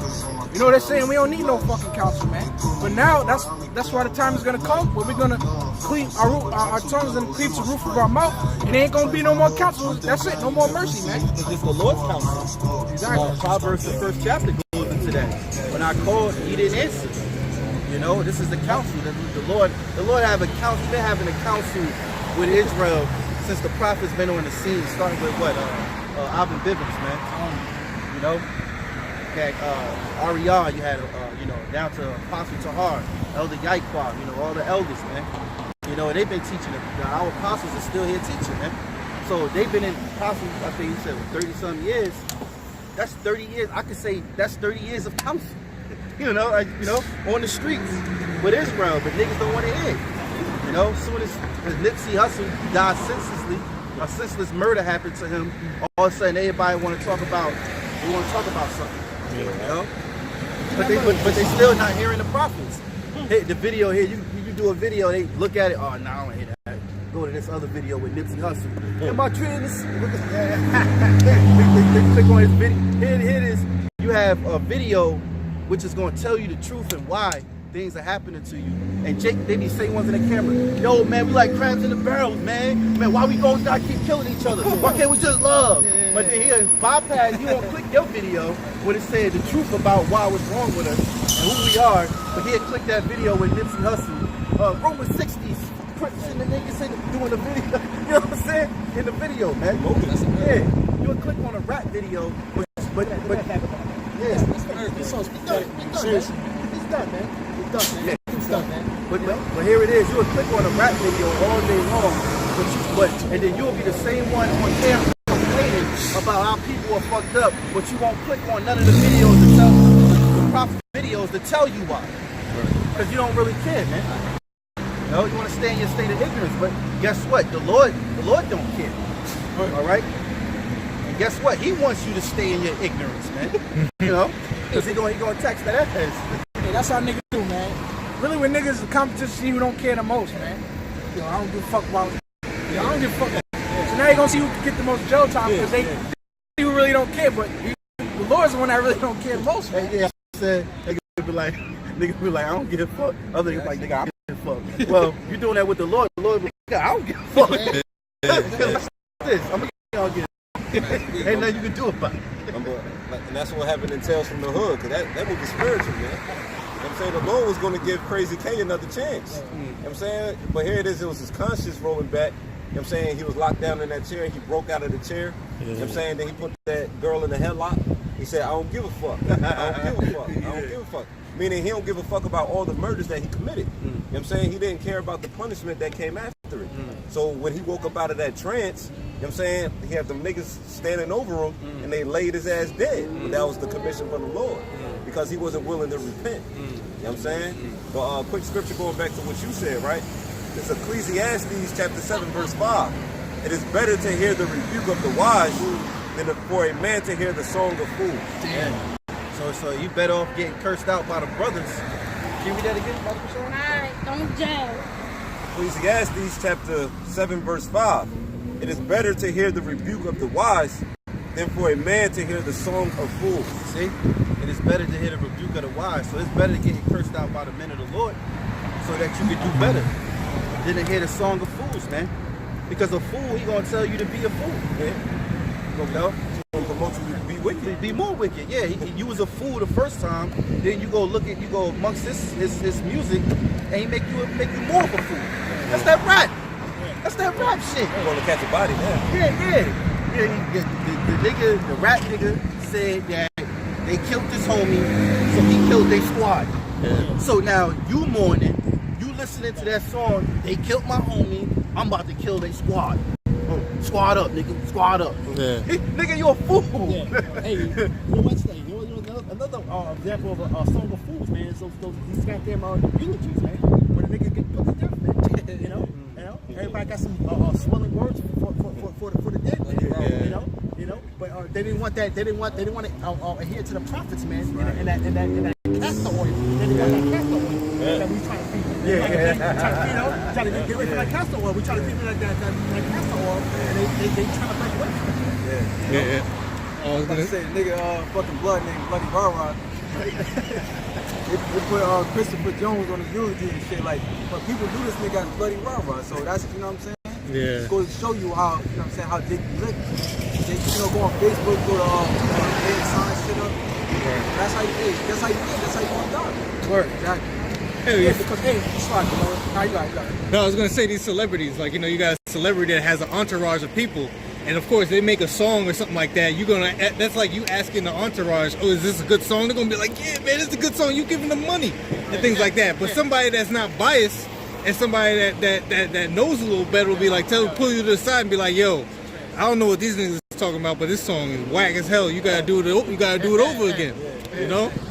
Yeah. See, but a sincere person would appreciate that. Right. You know what I'm saying? That's how you know that's a true friend. Right. He's not just trying to be around to be around. Right. You know what I'm saying? Yep. You got a precept? Yeah, we gotta wrap it up. Alright, come. This is Jeremiah 6:16. Thus saith the Lord, stand ye in the ways and see, and ask for the old paths. Where is the good way, and walk therein, and ye shall find rest for your souls. But they said, we will not walk therein.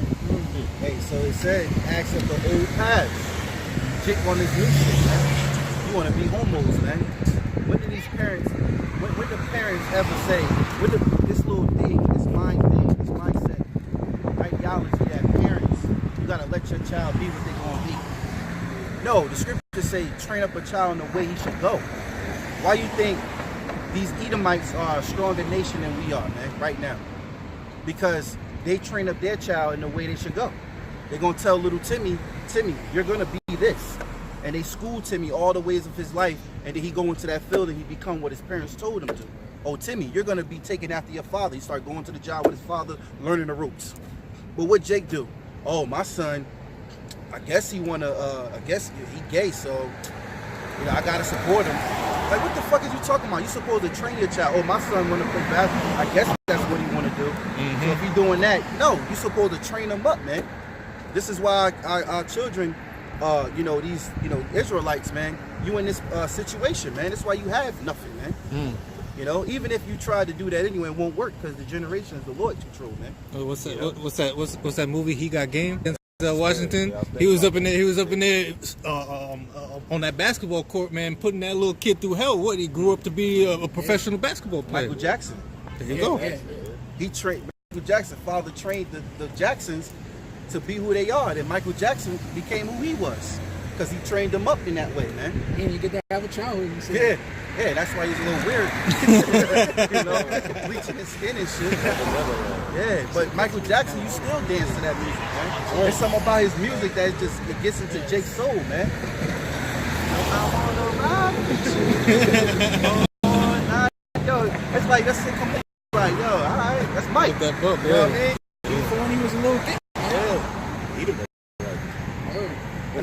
most people that sing it, man. Michael Jackson could sing, man. He did a lot of performance, so that takes away his singing. He did a lot of dancing and moving, so you forgot to sing. It was all about doing the extra tricks and but the fucking ass off. You know? It says, also, I set watchmen over you, saying, hearken to the sound of the trumpet. But they said, we will not hearken. Therefore, hear ye nations, and know, O congregation, what is among you. Hear, O earth, behold, I will bring evil upon this people.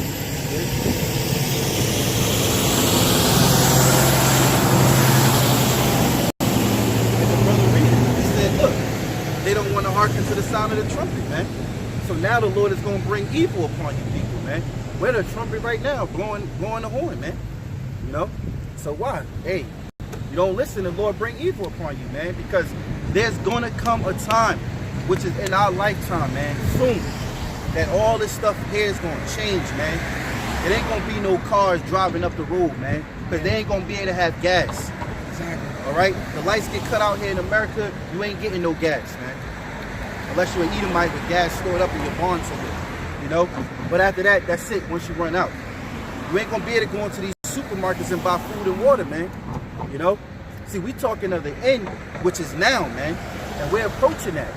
You know? So what you supposed to do? Like the brother said, he quoted the scripture, well, prudent man foreseeth the evil, and he hideth himself, man. You know? You supposed to be wrestling with the Lord. You supposed to be building upon your citizenship with the Lord, man. You know? Building that you know, your relationship with the Lord now. In your liberty, man.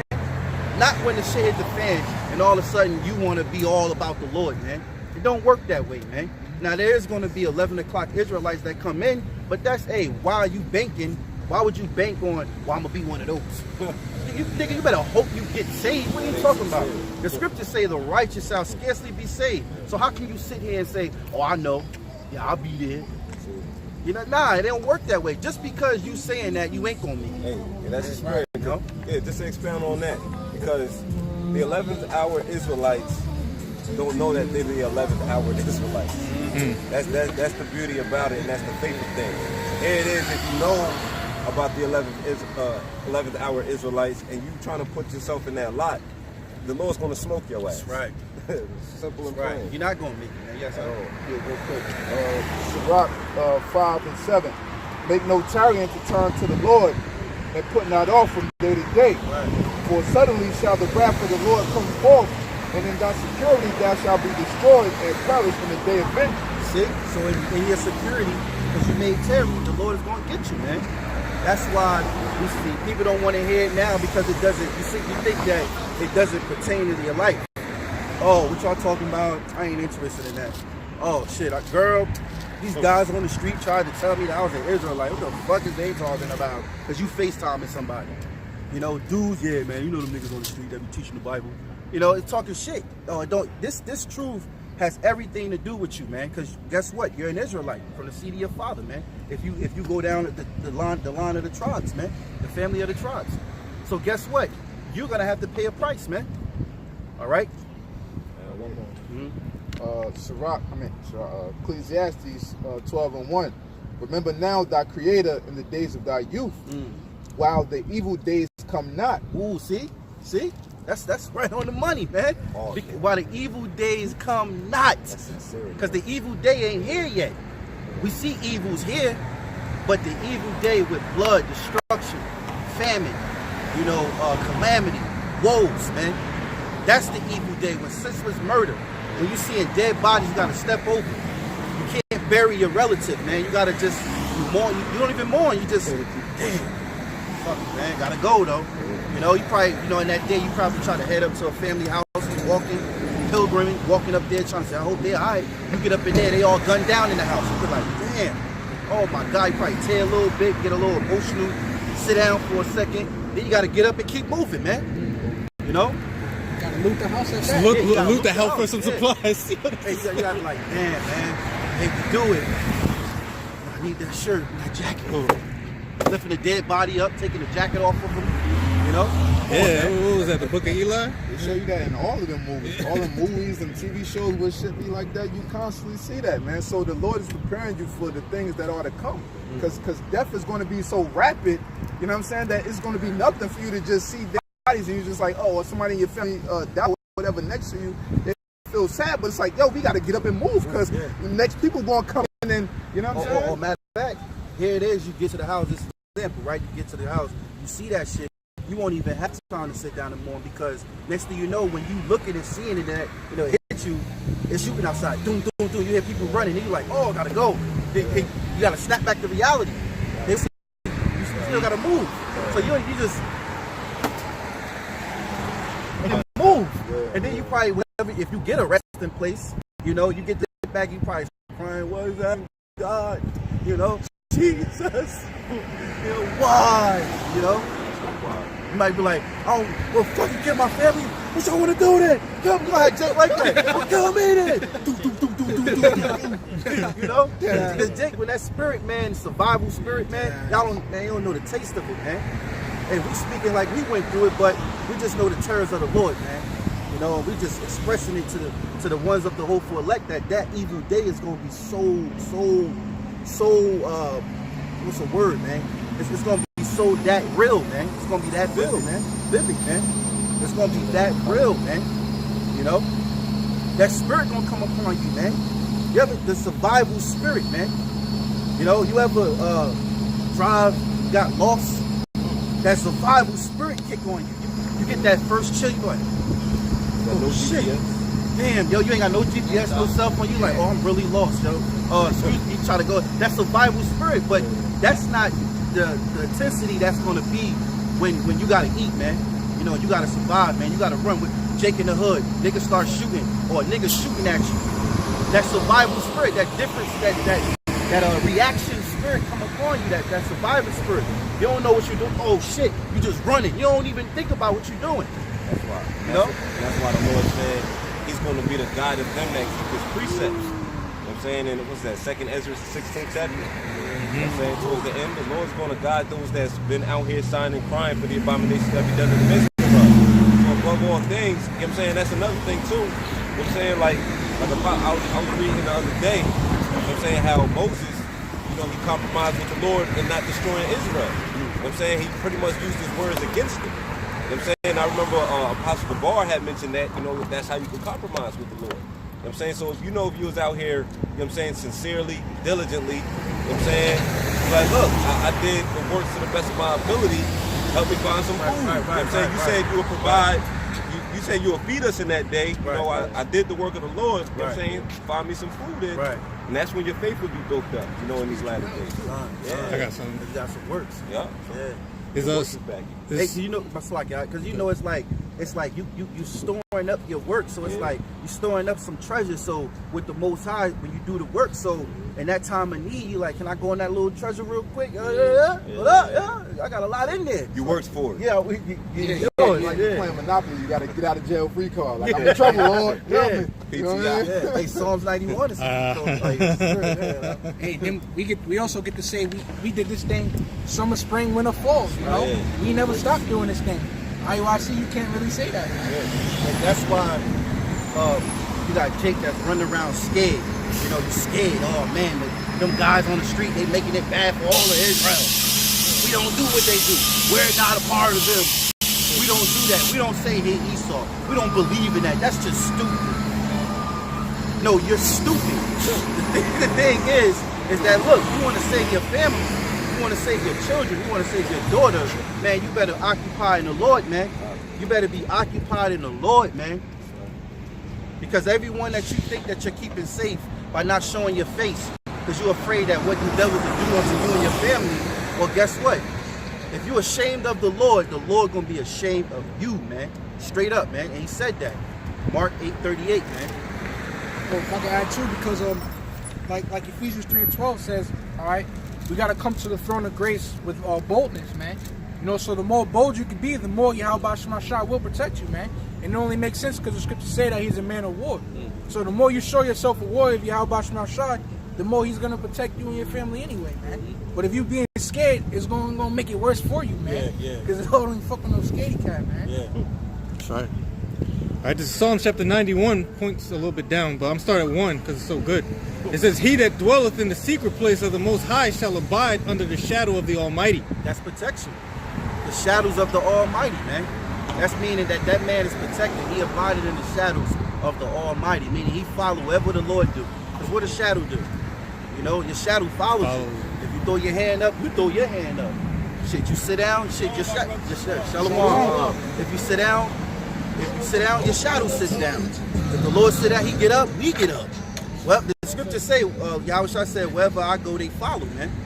You know? And real quick, you know, Jake got that saying, your shadow leaves you when it's dark, right?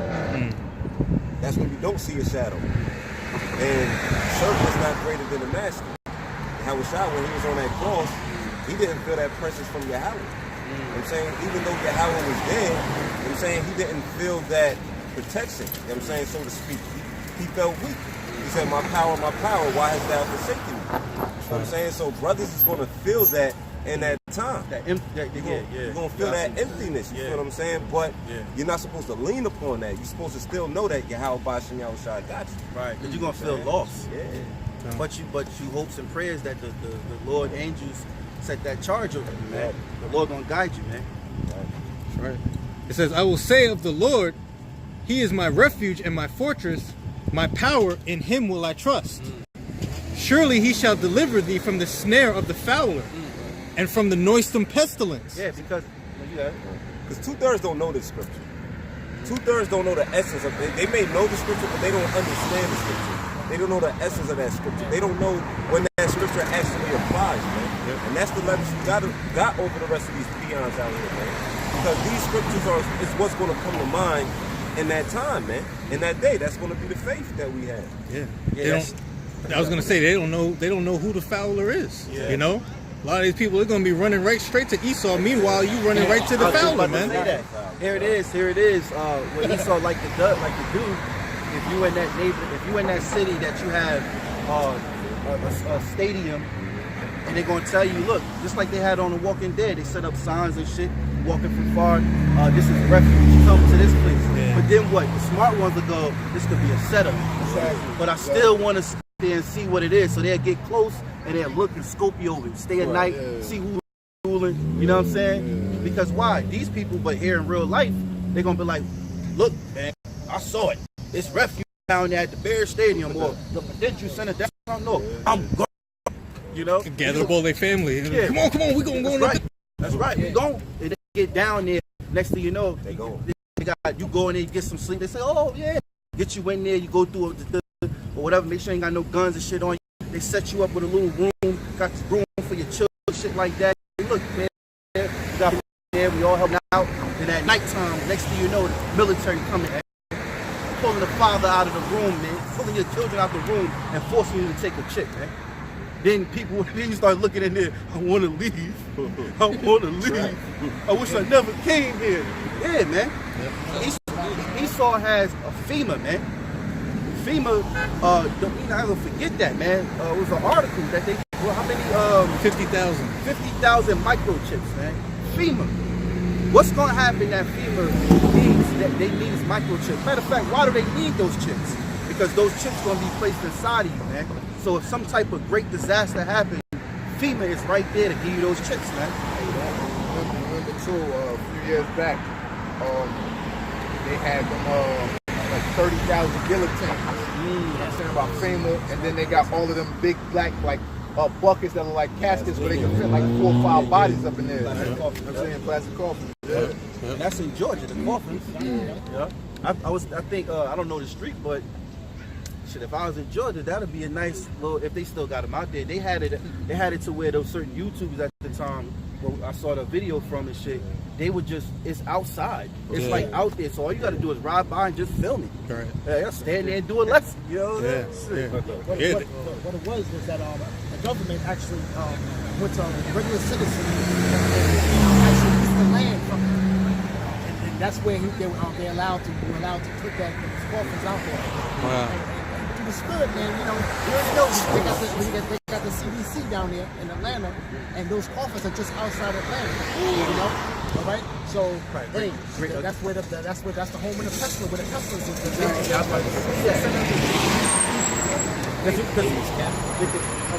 They had it was a series on I think it was Netflix.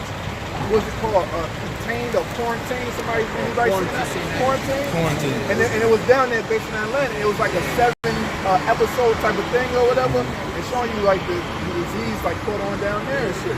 Had containers and all that shit. That's why you're gonna need the Lord, man, because when you pilgriming and you get to a certain city, that city might be contaminated because of a certain pestilence, and you trying to just look and get refuge somewhere, and you walk into a city and you noticing people ain't out there. Well, of course they ain't gonna beat people, because people are gonna be either hauled off to concentration camps, people gonna be dead.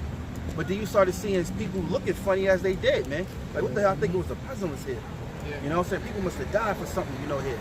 I'm pretty sure, like how you brought that out in Atlanta, that could be a place where they just spread forth some type of disease. What the fuck going on with them damn deers, man? What they spray out there? How is these deers in that location getting some type of disease where they deform, their bodies are being deformed and shit? They sprayed some shit, man. Because they didn't go out there and just feed them something. You can't just feed every random deer. You had to spray some shit, man. And they was testing it out, man. You know? Well, they probably had them in a lab and then released them. Yeah. Not only that, I'm saying the pestilence, that shit is going to breed off of the dead bodies. That's why you either bury them or you fucking, you burn them. I'm saying, because after the 3rd day, you got bodies just laying around, it starts to decompose, and that's what you call it, contamination, and that's airborne at that point. So that's how a lot of the pestilence is going to breed off at that point. Wow. Hey, there's great judgment coming to Atlanta, man. In the spirit, man, because you got a lot of Jakes out there, man, that are prideful, man. Jakes that got bread, they move down there, they're living real good down there, man. Plus, you got a very large homosexual community down there, man. So there's great judgment coming from that city of Atlanta, man. That's supposed to be the chocolate city. That's supposed to be the city where Jakes can make it as far as being people. They go move down there. You got a lot of positive people living down there, man.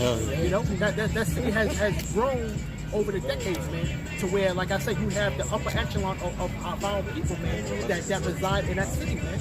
And that's like the capital. And you got those very huge, large congregation churches down there. That's right. That's a very prideful and demonic city, man. That's where they came in with the drip shit from. All that dripping shit is pride. But as far as that pestilence goes, man, that's why that show on Netflix, Black Summer, that shit is crazy, man, because here it is. They released a little pestilence. They released a little pestilence, man. And here it is, the people going crazy, pretty much turning into zombies. And one thing they said was that these dudes, they're not even alive or they dead. They're just a parasite that took control of their brain, man. And that's probably what they're going to release out here anyway. But the thing is, because of these damn zombies, so aggressive trying to kill anything moving, in the beginning of the shit, they had everybody just running in the whole neighborhood. Everybody came at their house just running. And where was they running to? To the nearest concentration camp. To the nearest FEMA camp for safety and refuge, man. Right. That's why when there's no food out here and no water out here, and there's pestilence out here, people going crazy from disease, brains and shit, man. Yeah. They ain't gonna be able to get to there fast enough, man. Yeah. But really, that's the worst place to go, man. Yeah. You better off trying to fend for yourself, man. Can you imagine walking into a neighborhood and nothing but dead bodies everywhere, that stench, you're gonna have to, you got to cover your face with a shirt, walk through them or something. Shit, man, the Lord said, he said the blood shall come up to the horse's bridle. Right. That's how much blood gonna be out in the streets, man. You know? And sometimes the worst places to be that they say is like in the cities. You know what I'm saying? 'Cause they're going to these places the hardest. And you know it's mainly Jake out here. You know what I'm saying? So they're going to ransack this shit, man. You know what I mean? And matter of fact, hey, it's spiritual and like just about, you know, the whole shit, not to get on that. But some things just came. I don't know how it was, but some nights they had walking to something like somehow police who is and they heard the police talking bad about him and shit. You know what I'm saying? Like all this shit. So you know, this is how Esau really feels. So when that time comes and they gotta hit these inner cities, how you think they gonna feel? They gonna be charged up. They gonna be on 100. Pray to hunt niggas down like it ain't nothing, man, 'cause they don't give a damn, man. Especially that military though. Yeah. The military Edomites, they're trained to kill, man. So when this drama coming to the land, they gotta come here. They gonna be in that killer mode, man. You know, they in killer mode all the time, man.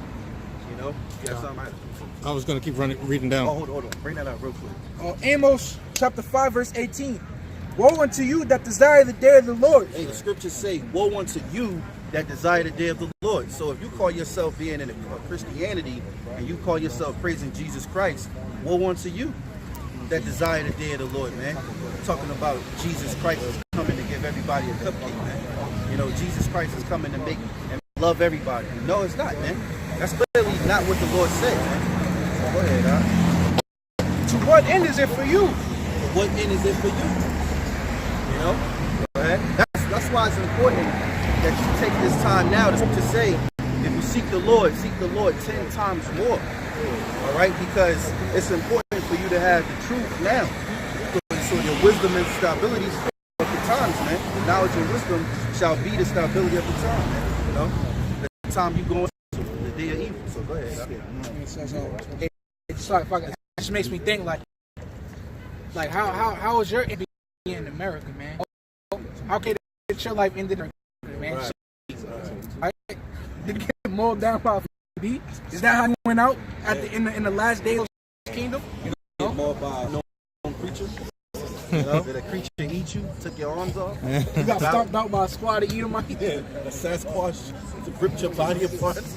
You know? Shit. Or did you get eaten, set up on a damn rack in somebody's basement? Yeah. Cut your leg off? You know how Esau, how dirty he is, man. You know, Esau, you got to think about them, man. You get caught out there in the woods. You done. And Esau there, he's trying to eat you, man. Yeah. Remember, he's trying to do the worst. He's trying to do the unthinkable. Yeah. You know, he ain't just trying to kill you. He's trying to eat you. Try something new. Why you think they make movies like fucking Hannibal? This is the mind of Esau and how he really works, man. You know what I'm saying? Fucking all this diabolical scheme shit. Eat people's faces off and all that shit. Silence of the Lamb and take your face off and put it on his. Like, he's a demented, deranged motherfucker, man. Jeffrey Dahmer. Look at Jeffrey Dahmer, man. You know? And he was killing old Jakes, man. It was old Jakes that he was killing, man. You know? He had these bodies up in the refrigerator, man. Half-eaten bodies in his apartment. You know? Hey, man, that's Exhibit A. You know? His last name means blood. You know what I'm saying? Dahmer. That's why it says too in Psalms 58:3 that in Psalms 58:3 the wicked are estranged from the womb. You know what I'm saying? Meaning what? They strange, they weird, they, you know what I mean? They something else, man. Yeah, something else. From the womb, they estranged from the womb. You know what I mean? They really should be unknown creatures. Yeah. And they one thing about like cannibalism, man. In that damn movie, Wrong Turns, crazy as hell. Yeah. They was eating at the campfire, man. And then only later on they realized that they was eating humans, man. If nobody ever said nothing, they wouldn't have known that shit, man.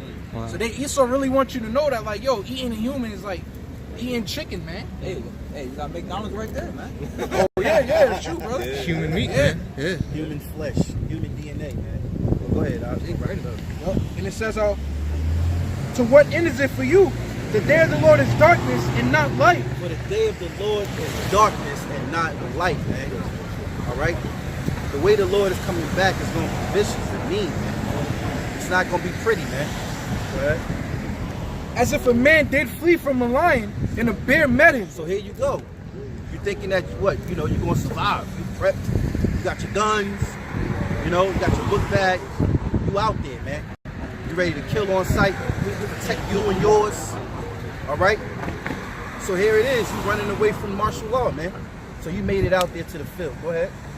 And the bear met him. And then now you get to the field, and now some unknown creature come out of nowhere, man. And here it is. Hey, you defended yourself off. He went away. You survived. Go ahead. I can add too, because I've been watching that dude Canadian Prepper. He always goes into like it's always like a different type of person to where like you should be aware of, man. You got the scared person, the person that's the narcissist, which you know is Esau, man. Overprotective, you know. Person that needs cigarettes, you know. Person that takes medication. So there's all type of people you gotta look for, man. You think, you know, you get out of this area, you know what I'm saying? Because it's a whole bunch of white people, so-called white people. But then, you know, you go into an area where it's, you know what I'm saying, a whole bunch of Elamites or whatever. So, Yeah. Oh yeah. Go ahead. Yep. And it says, or went into a house and leaned his hand on the wall, and the serpent bit him. So there you go. You got out of danger the first time. You got out of danger the second time. But guess what? The Most High has judgment for you. So now you go into the house of your own safety, man. You sleep. Next thing you know, you didn't know that what? Some other people are and plotting on you while you're gun in that house. That's why what it's talking about is that the lion, the bear, and the serpent, meaning that you cannot run away from the Lord's judgment, man. You can't run away from the Lord's judgment, man. And when you read in Jeremiah the 15th chapter, really everyone that dies in a grievous death, the Most High appointed their judgment, man, specifically for that person. It's a certain way that you gotta die. You know, you were supposed to die from a serpent in the next two states. That where you from? You were supposed to die in the house by a serpent. What is written on your life is you're gonna die by a serpent in Montana, but you live in New Jersey. Yeah. You know? Well, you would think in your head, if you knew that, yeah, I'm right. Oh, yeah, Rawchaa. The dude. Yeah. Woo. Damn, yo. That's crazy because he said he put his hand on the wall and he thought shit was sweet. Yeah. He thought he could rest for a second. Yeah. So you can't rest from the Lord, man. The Lord got you on that list, man. That's why we pray and hope, you know, to Yahawah, He showed mercy unto us, man. Because we're doing the works, man. You know, with sincerity, man. You know?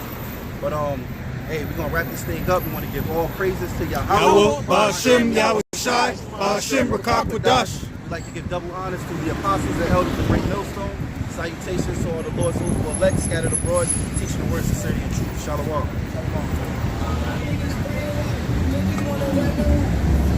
That's the fifth one. Is that B Mills or is that